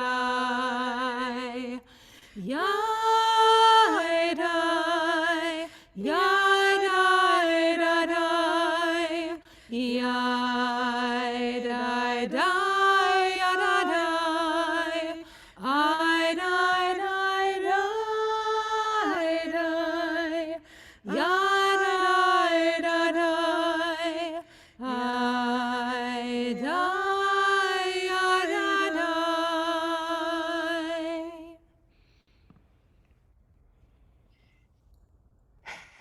Thank you, Devorah and Gabrielle. And Shalom Chaverim. Wow. We're here in this holy Zoom room, this Makom, preparing for our third virtual Smicha week. And so we ask God to bless each of us here and those who will be joining us throughout the week to fill our space with divine life, with divine love, with divine light. Our Olive Ordination program seeks to be a sacred place, a place to dwell in learning, in questioning, in knowing, in embodying Yisrael. We seek to be a nest of love, of peace, of joy, where we feel safe to share and to create and to explore and to be known. Sometimes we are aligned in how we approach personal, communal, and global challenges, and at other times we disagree. And it's more essential than ever that we practice ve'ahavta l'reacha kamocha, to see one another as B'Tselem Elohim, respected and honored with our gifts and our quirks, to fulfill our unique mission as holy vessels of the divine. I truly believe that each of us is here to find our voice, and that we are doing our best in our divisive, radically broken world. I don't need to name all of the fractured arenas and topics, as we have all been so traumatized by the litany and onslaught through the media of a world that is failing us, not to mention the legacy and heritage we have inherited. But humanity and the earth needs us more than ever to heal the broken parts of ourselves, tikkun hanefesh, and of our earth, tikkun olam. So may we lean into the offerings during these next 90 minutes to name and release, to support one another on this road to becoming spiritual guides and leaders. And as we enter this Smicha week, let us remember that we are all interconnected, and we are here to lift one another for the sake of holiness and peace.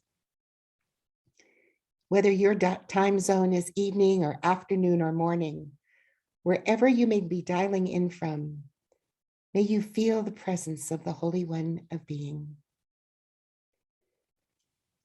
You will have the opportunity in the next few moments to be guided through a medley of prayers, blessings, meditations, and songs by some of your most wonderful peers. And I want to preemptively give a shout out, a thank you to Devorah Tucker-Fisk, to Heather Paul, to Gabrielle Pescador, to Alan Levin, to Rami Abraham Efal, to Lisa Rappaport, and to Hazan Diana Brewer for stepping in with their generous hearts. How I wish we could have included each of you in creating this sacred space, as our kavanah is grounded in presence and inclusivity with and for one another. So may our time together inspire you to connect with others and continue the conversations and be present to one another as you process the grief of not being together, as well as the grief each of us holds in our hearts, in our minds, within our bodies during these uncertain times. So I personally have two requests that I hope will enhance the ritual for our community. In the spirit of presence, we ask that you keep your video on so that we can connect energetically with each other through our screens. And second, we will have two opportunities to meet in small groups. I ask everyone to participate in their randomly assigned breakout group. And for everyone on the screen to take the next minute, just like we had the dress rehearsal with Rabbi Darren, to view the Zoom gallery, to look into the faces of one another. Share a gesture of welcoming. Who is new to you? Who are you happy to be reconnecting with? And who are you looking forward to studying with in this coming week?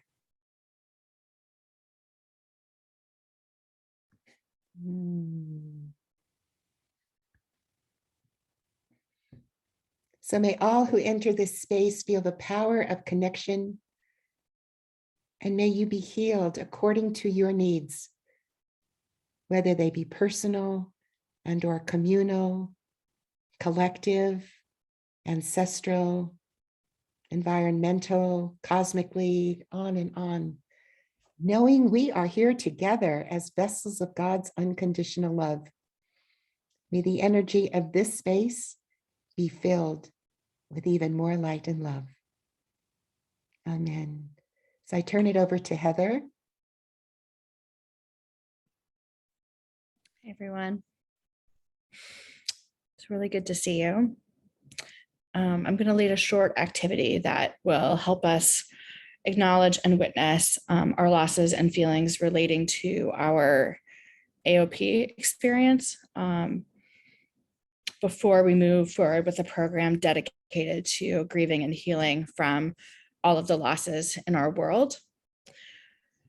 We're going to use the raise and lower hand function on Zoom, which is if you go to the reactions, you can click the raise hand at the bottom.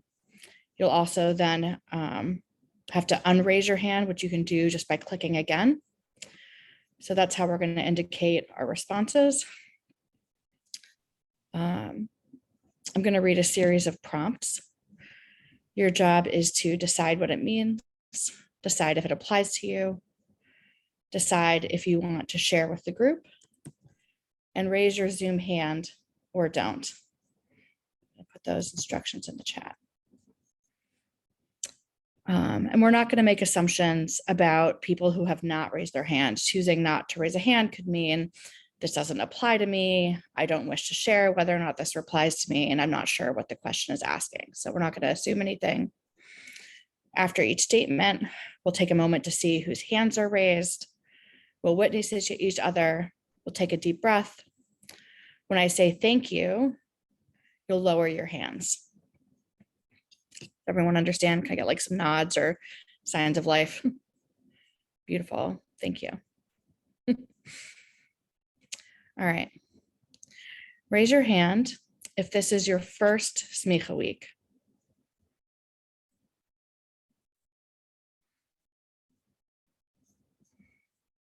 Welcome, new friends. Good to see you.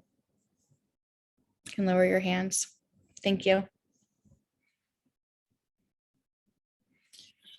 Raise your hand if you've been in AOP 1 or more years and you have only experienced AOP virtually.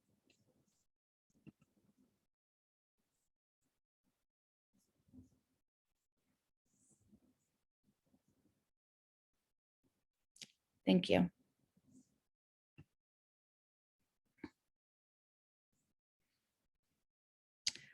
Raise your hand if you became an AOP student before 2020 and you missed the in-person experience.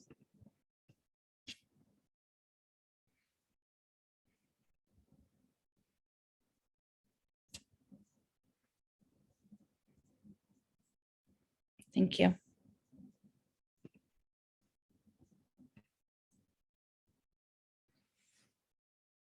Raise your hand if this is your last Smicha week before your ordination.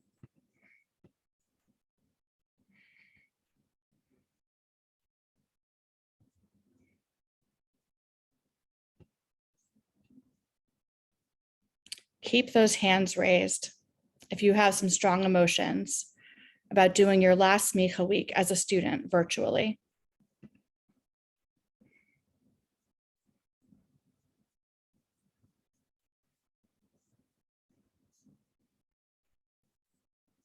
Thank you. Lower your hands.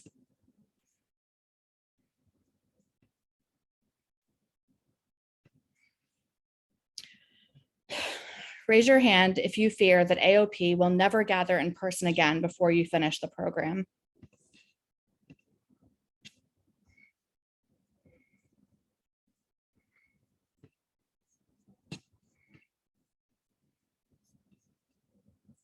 Thank you.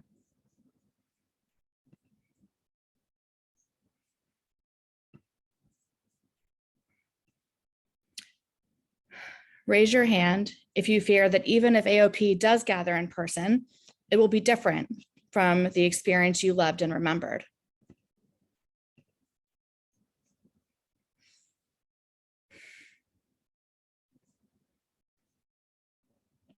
Thank you.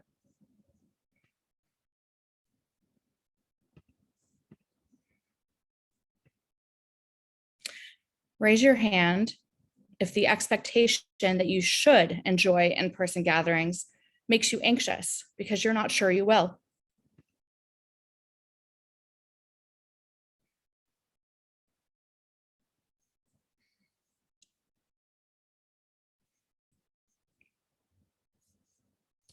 Thank you.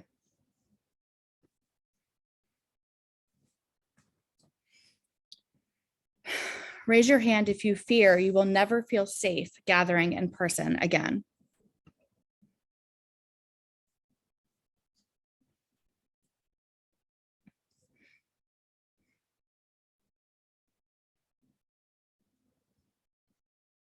Thank you.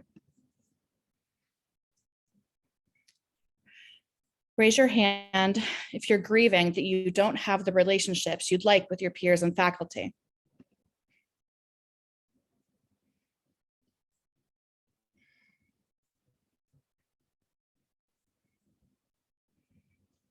Thank you.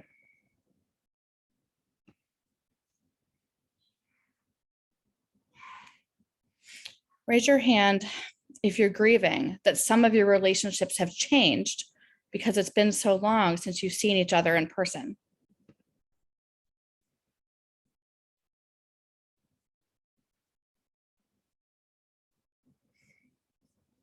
Thank you.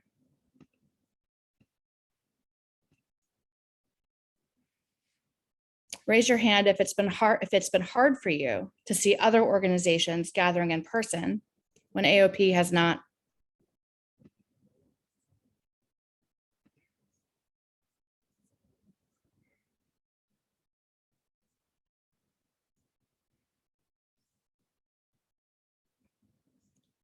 Thank you.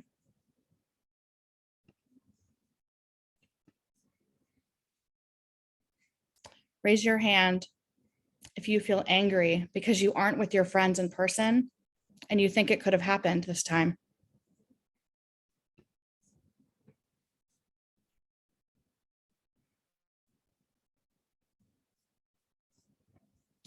Thank you.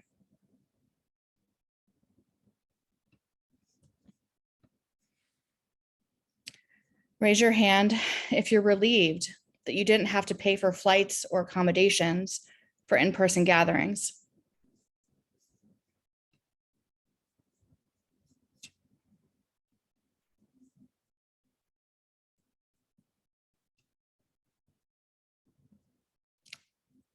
Thank you.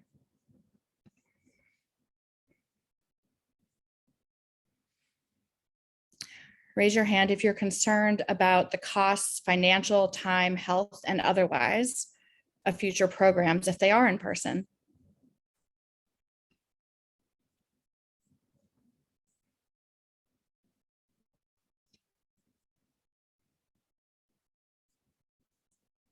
Thank you.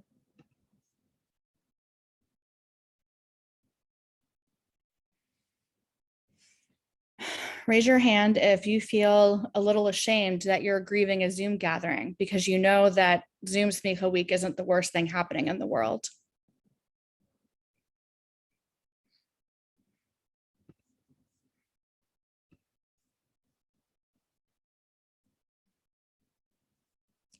Thank you.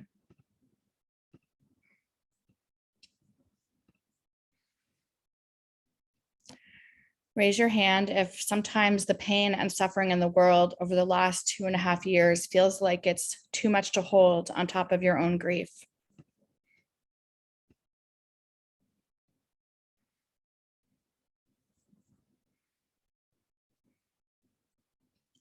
Thank you.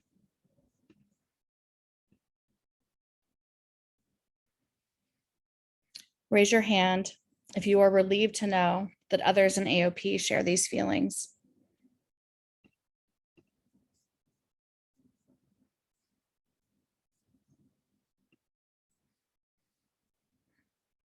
Thank you. Thank you everyone for acknowledging and witnessing, or as Reb Irwin says, witnessing. The last 2.5 years have been hard, and it's good to know that we're not in it alone. We only focused on the narrow grief associated with AOP and that activity, and I know that everyone is holding far more than that. I'm grateful to you for sharing and going on that journey with me. The rest of the program today will create space for acknowledging the losses in the world and the losses that you're carrying in your hearts as well. Toda rabah. I'm going to pass it to Lisa now, who will lead us in prayer. Toda rabah. Thank you for letting us see each other, Heather. Shomea tefillah. To the one who listens to our prayers, please hear us now. We carry so much grief and worry and angst, hearts broken, minds burdened, bodies suffering from the weight of it all. We call on you now. Please hear our words, hear our pain. And to your expansive ear, we speak our truth. We bring our weeping words. You who are capable of hearing everything, even when it's not pretty or wrapped in a bow, hear us now with your unconditional love. Harachaman, the compassionate one, into your infinite loving embrace, we lean with all our weight. Hold us as tears flow, as anger seethes, as fears rise. You, who loves exactly who we are in this moment, broken and fragile, comfort us, soothe us. From these vulnerable and tender places, we also call on you to inspire our own capacity for transformation. Or Chadash, let us see a new light, your light. Open our eyes to hope. Remind us of your miracles and the truth of newness and growth. Every day, creation is renewed. A fresh bud appears on a branch, bringing newness and potential, but not until the old leaves have fallen away. So too for us, may we shed what weighs us down so our new buds may appear. Hamakom, together we enter. Ata, you, sacred space. We bring all of ourselves to you.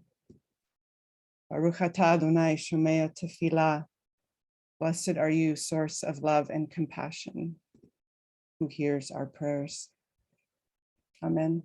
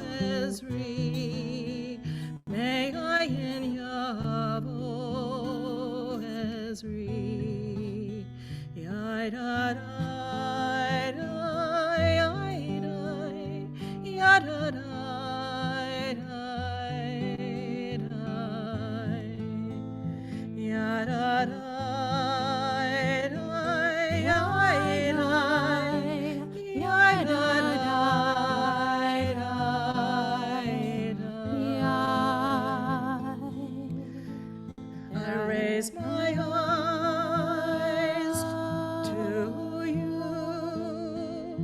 oh Holy One.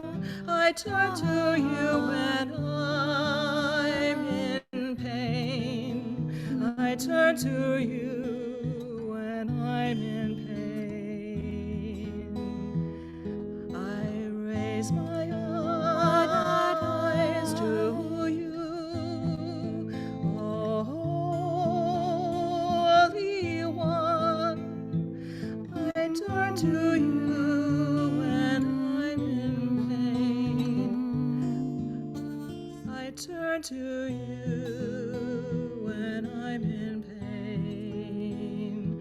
Ya da da da da da, ya da da da da, ya da da da.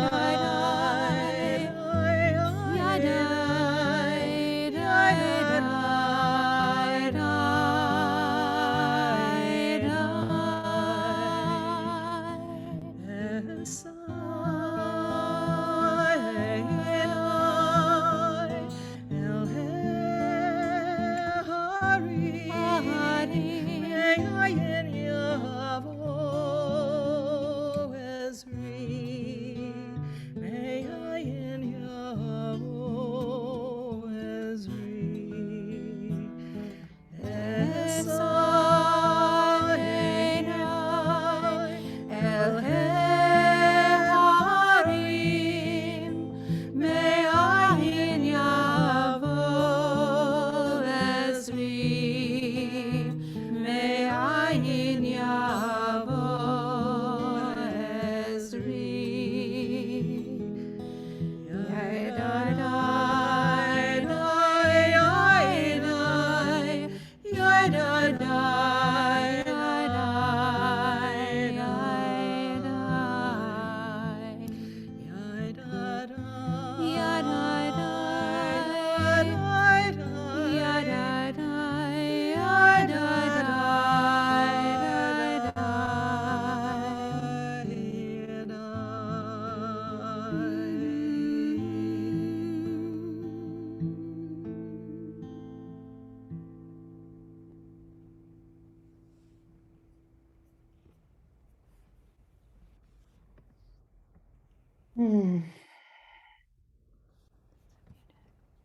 Dayenu. Those were such provocative questions, Heather, and I feel like everyone was able to really get in touch in their bodies and in their hearts with an aspect of grief that we're holding. And indeed, sometimes it does feel so small, right? When we're talking about ourselves in this community, and yet how important it is as spiritual leaders and how and where we get our nourishment from. And thank you, Devorah and Gabrielle. After Lisa's beautiful, beautiful invocation, her blessing, which is kind of washing right through me, your song helped lift me into these questions that we are going to have conversations about. Where am I getting my hope and sustenance from? Who do I call out to?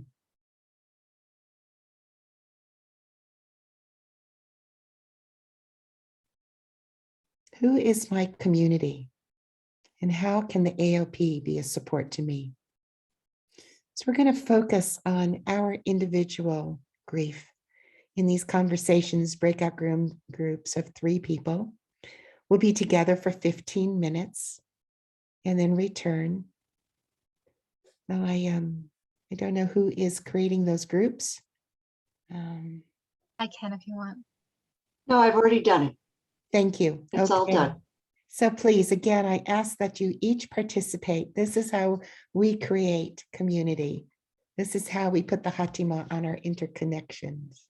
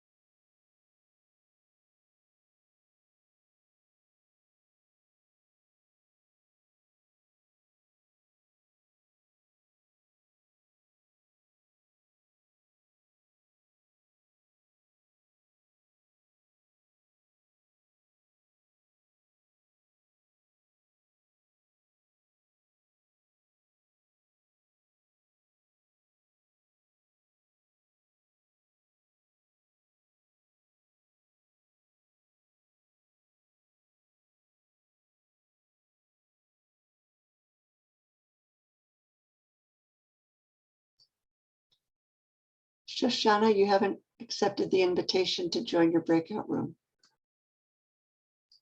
I can't hear you. You're muted.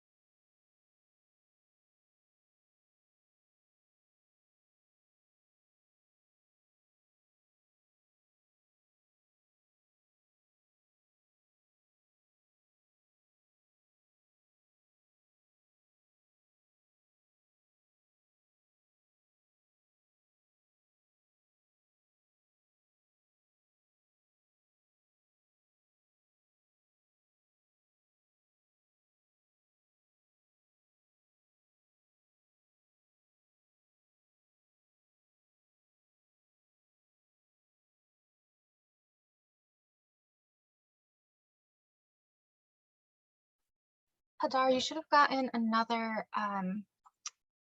invitation to join. You should be in room 7. If that did not pop up,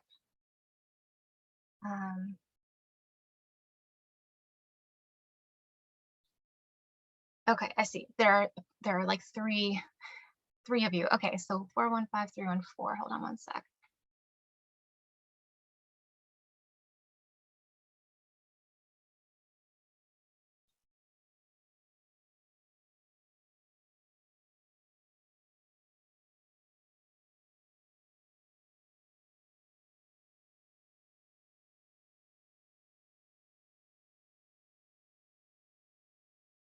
Do you have the room number?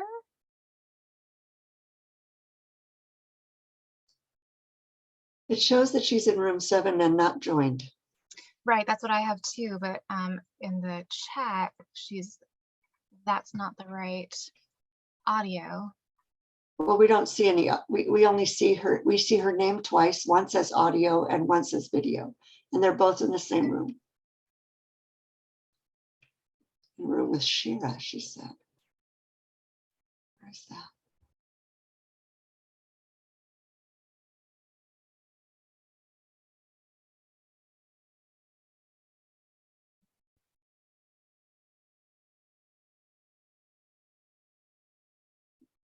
I don't have a Shira.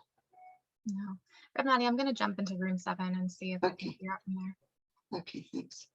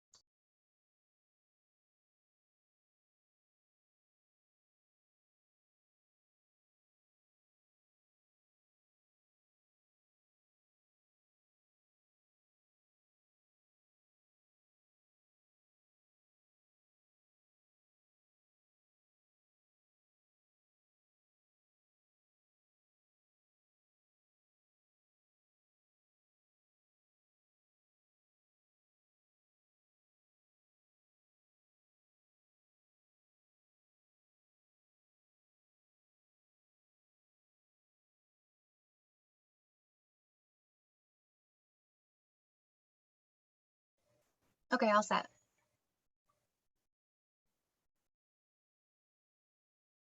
Thank you. But I did put you in a room too that you didn't join. Oh, I did not see that. I thought I had assigned you to a room. Hold on, where are you? I wonder if it like lets you do that. Host. That's okay. Oh, maybe that was it. Because you're a host, I didn't assign you. Yeah. Do you want to jump into a room? I mean, I could. Yeah. There- We have how much more time? They're about 7.5 minutes.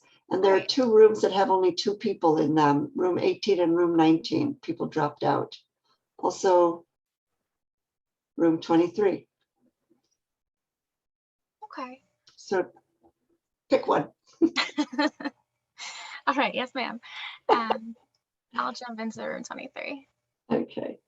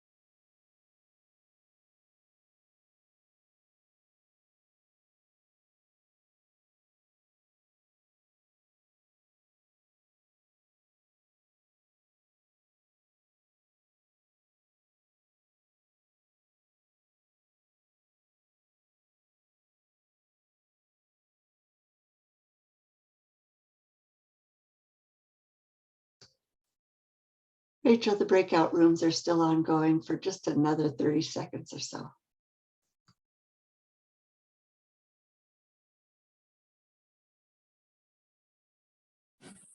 Thank you. I'm driving. That's why I've not been there.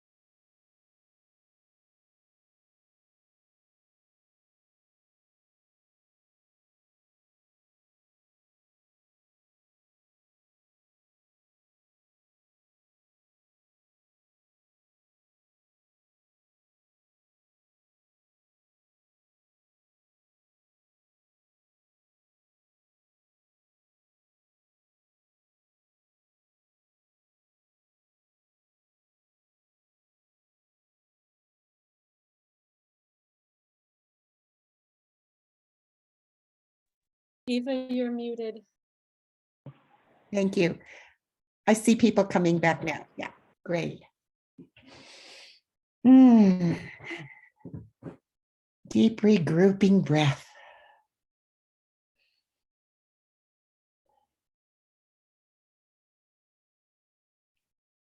So just, why don't we say 3 comments?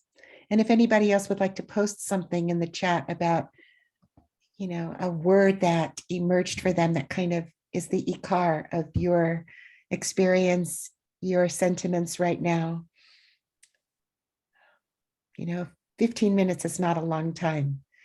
And yet hopefully it's the beginning. You will find ways, not only during Smicha week, but throughout the summer, to continue having these conversations. They're so important, and how beautiful that we have one another to engage in these questions with.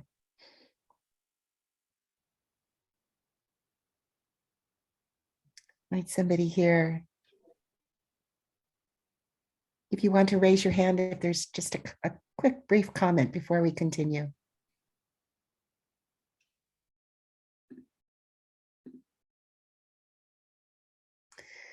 So at this point, I'd love to invite Gabrielle and Devorah to return as they take us into another experience, a musical experience. And just to allow it to sift through you and then perhaps participate.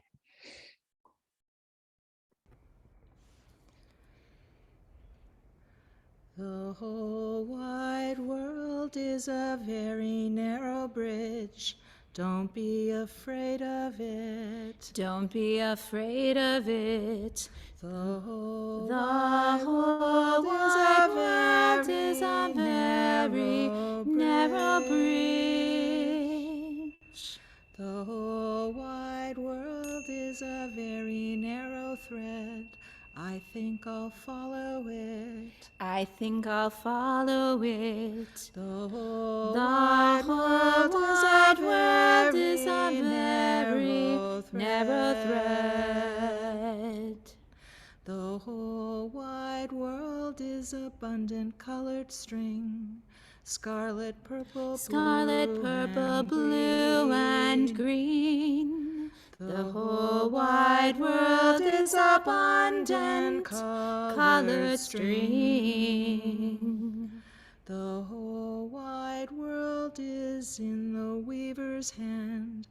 Fire, water, Fire, air, water, and air, land. and land. The whole wide world is in the weaver's hand. in the weaver's hand. The whole wide world is the sacred work of love. Earth and heaven, Earth and heaven, moon and sun.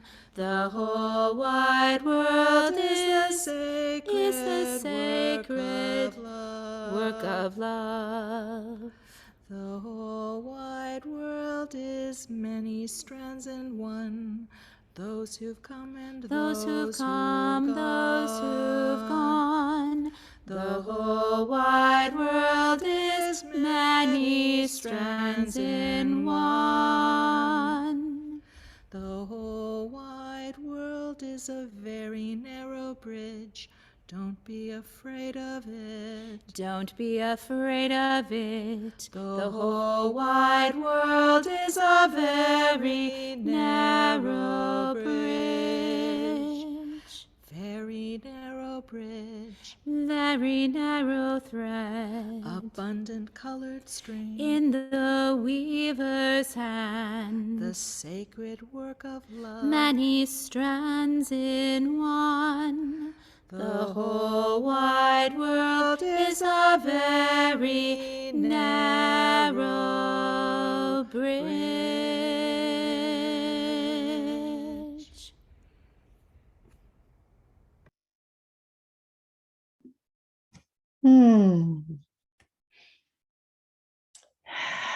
Thank you.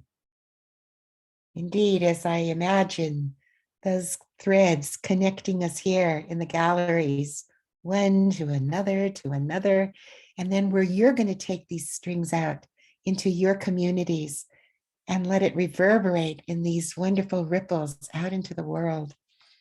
So beautiful. I'd like us to just take a minute to rise if we're able, to shake a little, right? We've been sitting. Shaking is a good thing. Wiggling is a good thing. Noticing how your body is feeling in this moment. Right? Where are your emotions landing? You might want to put your hands on that place in your body where you are feeling some of that grief, or perhaps some of that letting go. Whatever it is that you need in this moment, perhaps it's stretching, reaching, opening yourself, your heart, your full chest. Perhaps it's bending and bowing, allowing yourself to reach to this earth, offering your prayers. Perhaps it's taking your hands and wrapping them around yourself, giving yourself a big hug, imagining yourself in person with your chevra, your holy chevra. We know what those hugs are like. And then taking that energy, if you're willing and able, and putting it back out into the screen. Imagine yourself touching, feeling, loving, receiving. Take it into yourself too, and then offer it back to someone else and bring it forth and back out and feel it with your breath. The Ruach HaKodesh.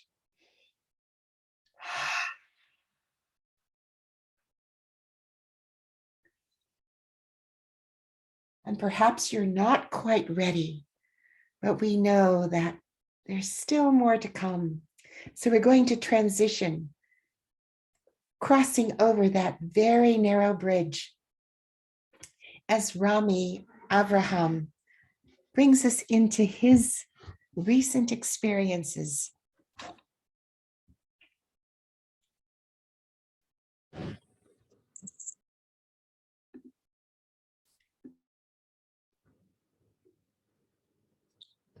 Shalom, everyone.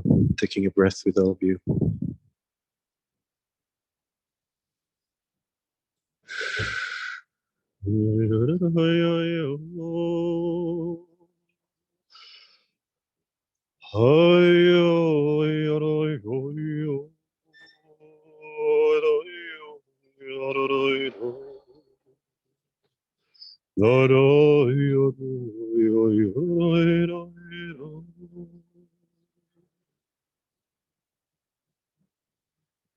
I invite you to take a breath and close your eyes if that is meaningful to you and helpful to you. Just lead us in a few minutes of inviting you to a journey. At any point you want to shift or change or take care of yourself in a different way, please feel free to do that.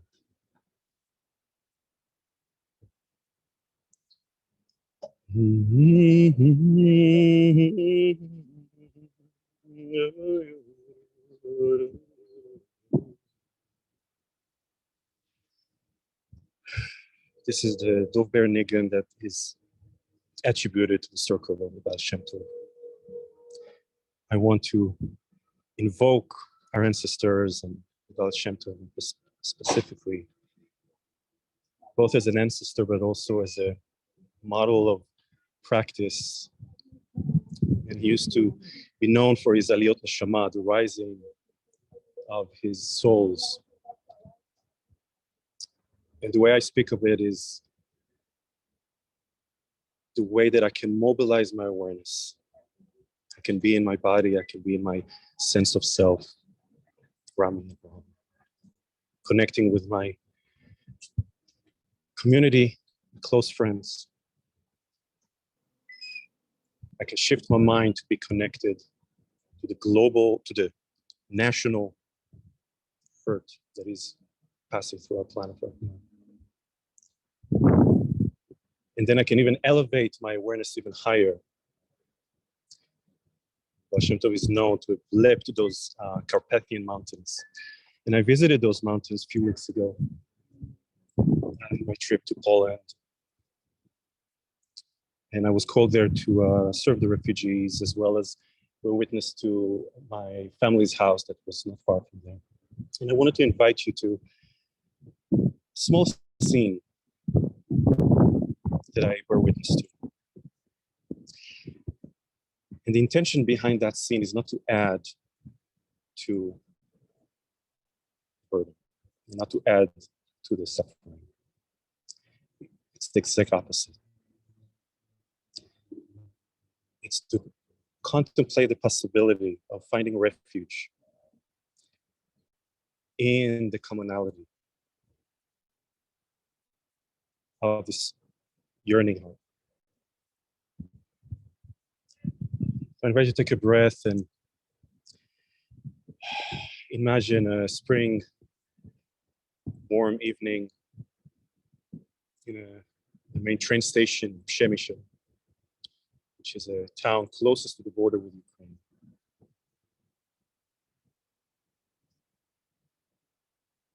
Just stepped through the doorway.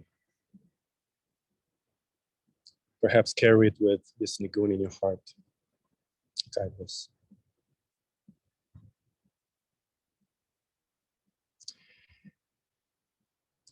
Letting your senses take in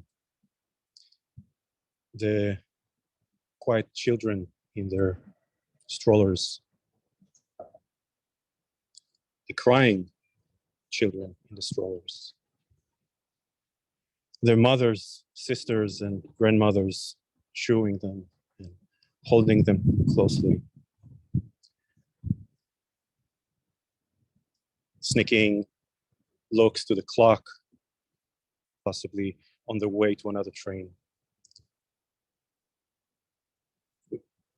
You don't know where that destination of that train. Travelers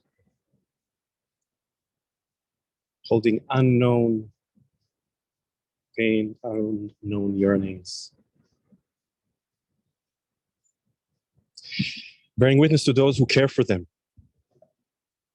Bearing witness to the clergy people around. some of them just like you, who are tending to these people with a smile, or with a bottle of water, or maybe just helping to move a suitcase from one part of the train to another. Guards making sure that the space is safe.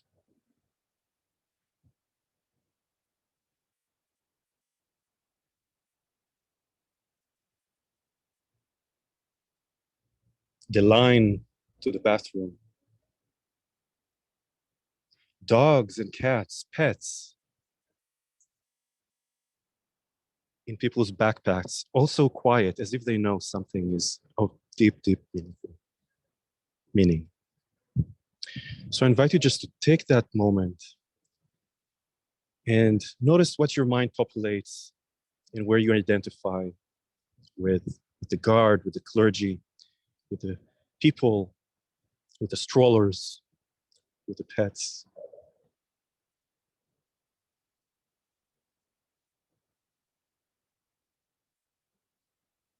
Just let your body be pierced by whatever feeling or image or insight you have for a moment.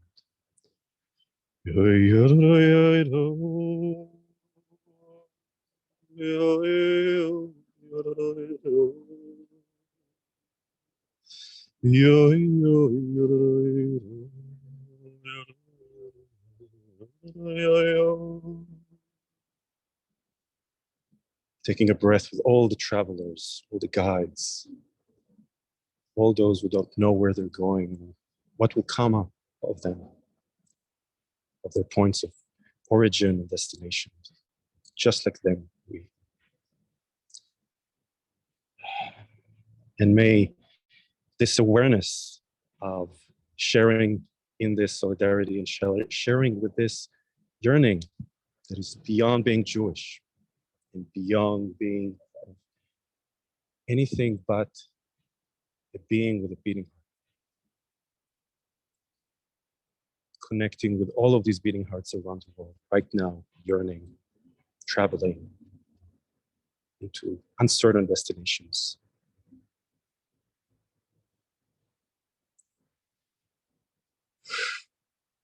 So let's take another deep breath, and if it helps to you to open your eyes or reach in your heart to what sustained you before that we spoke of in our groups, notice that's present.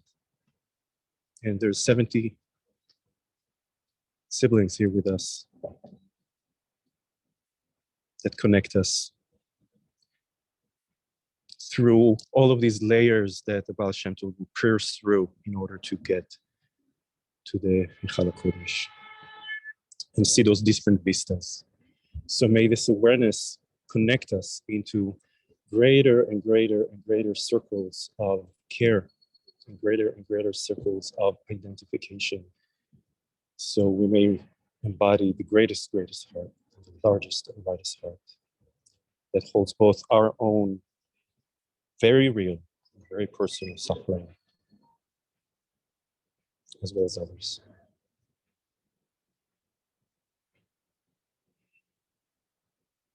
Thank you, everyone. And I pass it on back to Rebecca. Toda Rami Avraham. I imagine that you're going to be living in this journey for a long time, and thank you for introducing us to some of your experience and bringing us out into a more global fold. So Devorah, you ready to bring us in with Shifchi Kamayim Libech?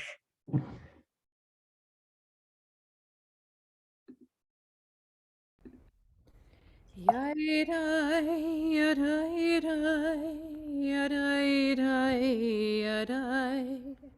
Yadai, yadai, yadai, yadai, yadai, yadai,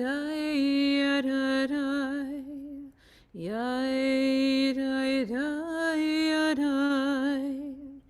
Shifchi kamayim, kamayim libek, nochach שפכי כמים ליבך, נוכח פני אדוני. Oh, pour out your heart, pour out your heart, pour out your heart before Adonai.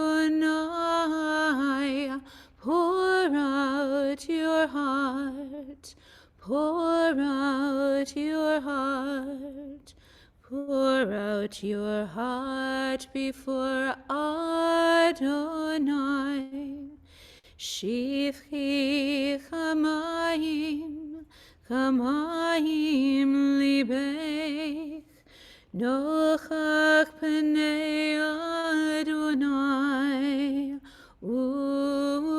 Shifchi kamayim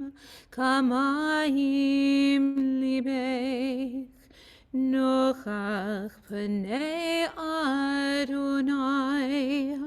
Oh, pour out your heart, pour out your heart, pour out your heart before Adonai. Pour out your heart, pour out your heart, pour out your heart to Adonai.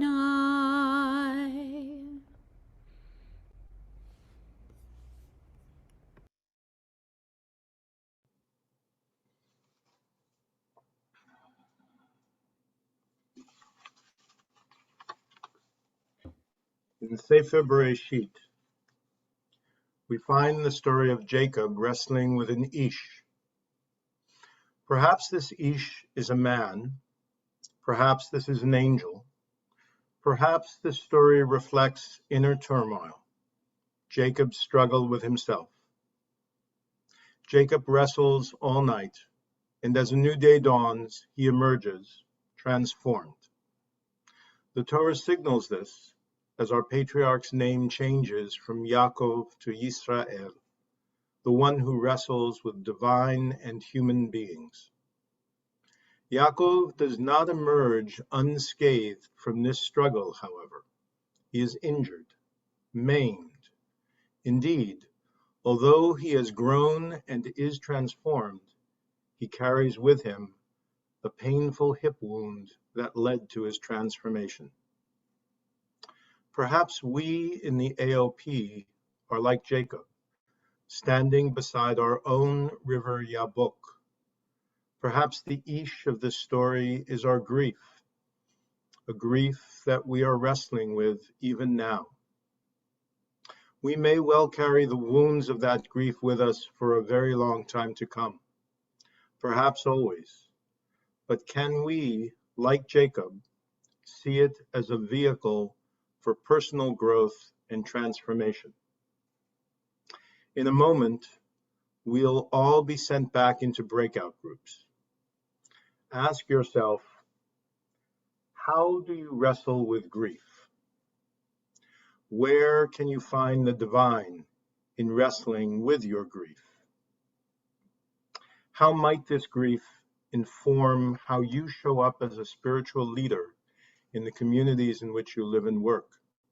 How might you lead others in light of your own experience? And I'll turn it to Reb Nadia, who will send us back into our breakout rooms. Is it another 15 minutes?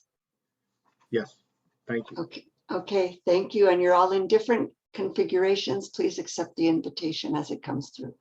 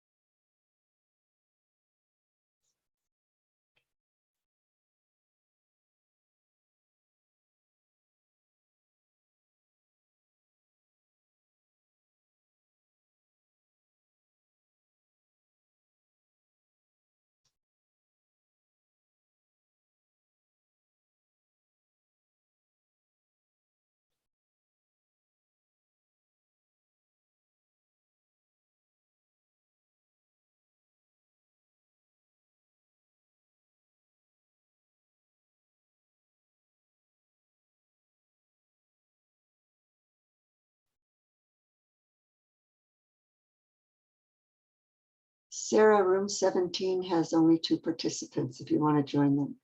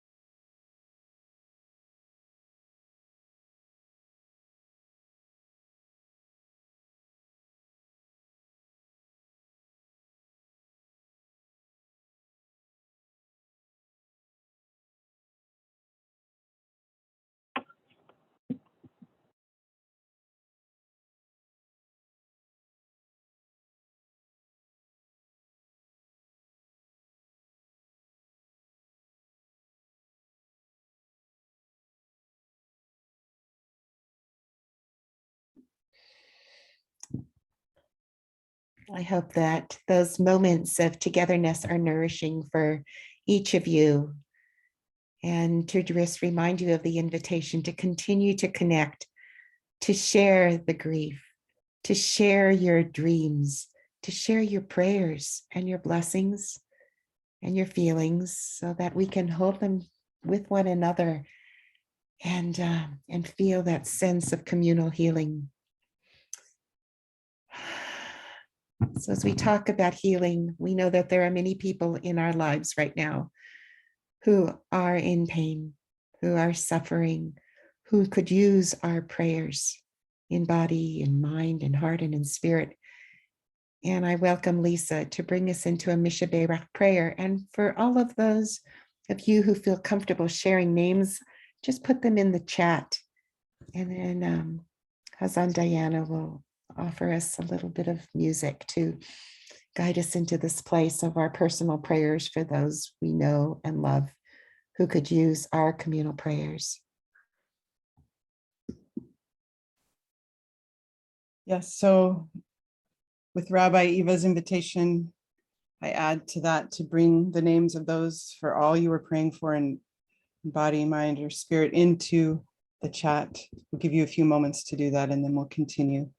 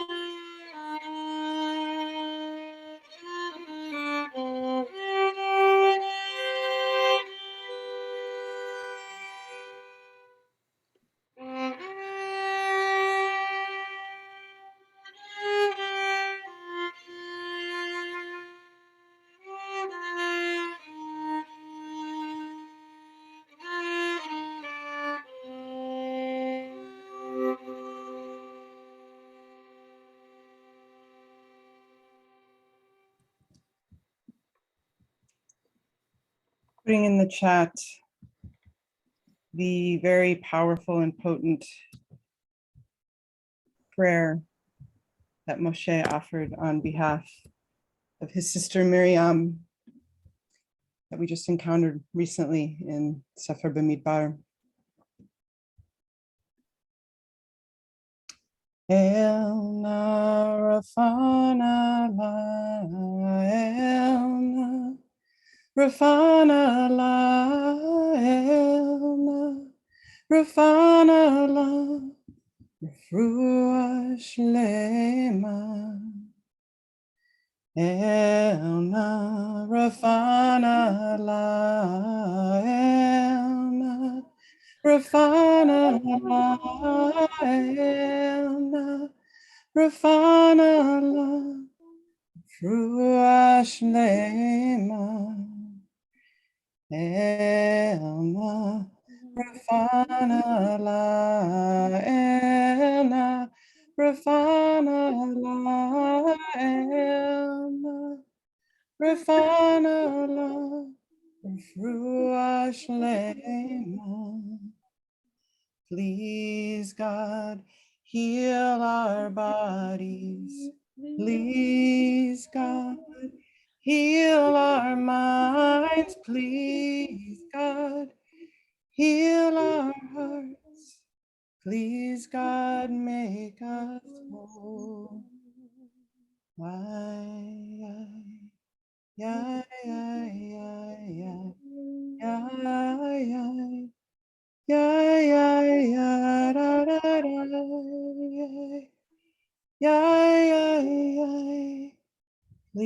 Praise God, make us whole.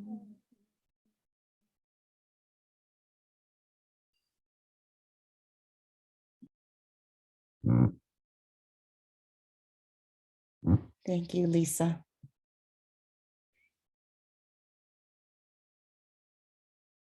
So for those of us who may be in mourning, those of us who have a yard site, and for those of us who feel that sense of despair and brokenness in our communities, in our world, please join me as we rise for the Kaddish Yatom.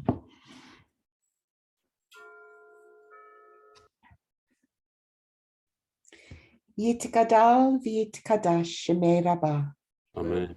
V'alma divrach churutei v'yamlich malchutei. V'chayachon uvyomechon.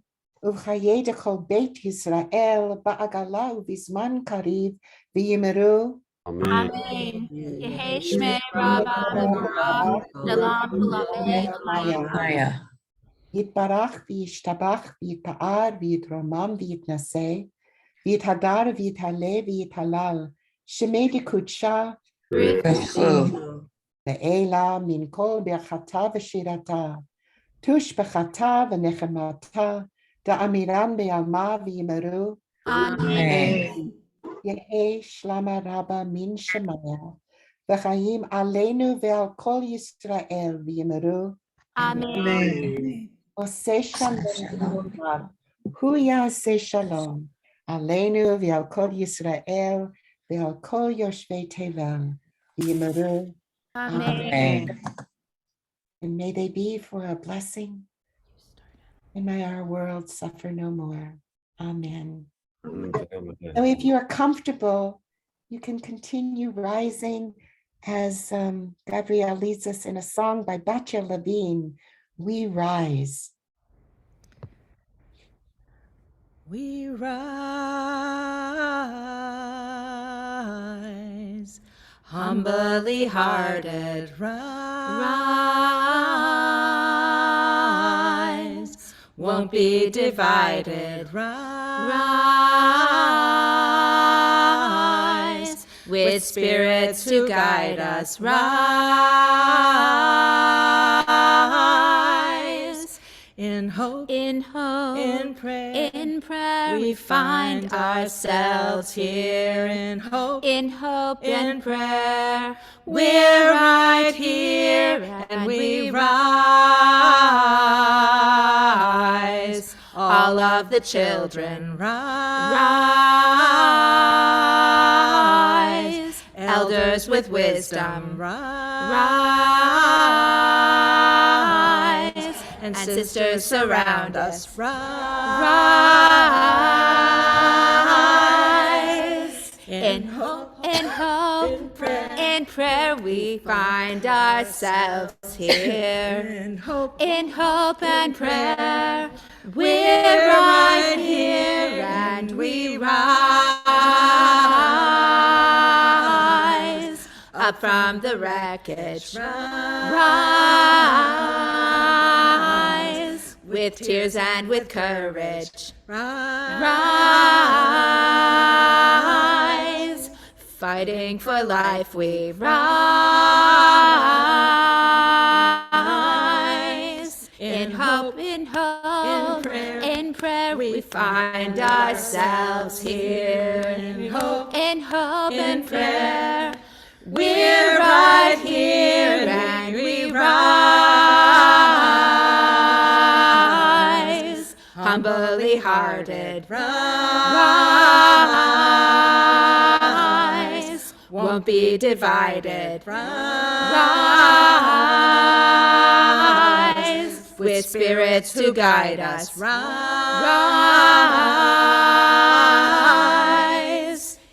in hope, in prayer, we find ourselves here, in hope, in prayer, we're right here, in hope, in prayer, we find ourselves here, in hope, in prayer, we're right here.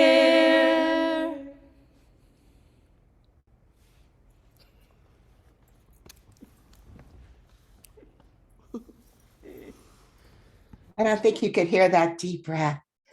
But let us rise, humbly hearted, undivided, with spirits to guide us, and take this final moment to breathe in together the divinity that permeates our virtual space today.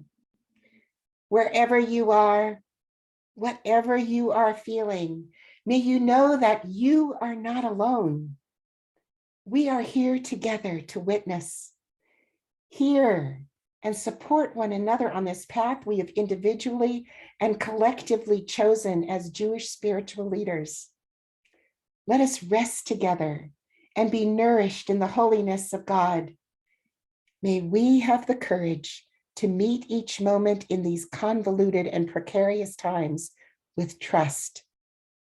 May each of you remember that you have been called to be a spiritual leader as rabbi, as hazan, as rabbinic pastor, and mashpia. And we want you to remember that your administration and teachers, the dosimot, the mashbiimot, and your mentors are here to walk with you and lift you to be your best self as you prepare to serve others. So as you learn and pray and connect with one another throughout this Smicha week, may that shefa of love support you in your healing and fortify the wisdom of our people's Torah, as well as be an opening to the aliveness of the Torah within you, within each one of you, for the sake of Tikkun Olam. I know we can do it. You can do it, breath by breath. Amen. Amen.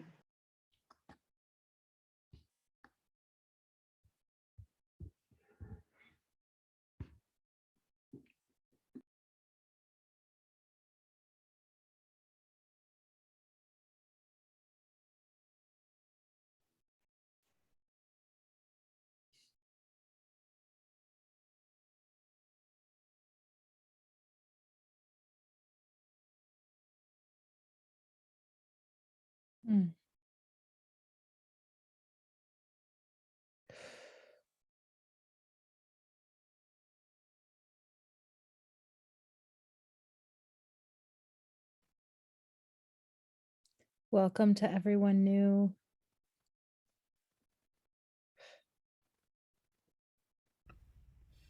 Sending love to everyone.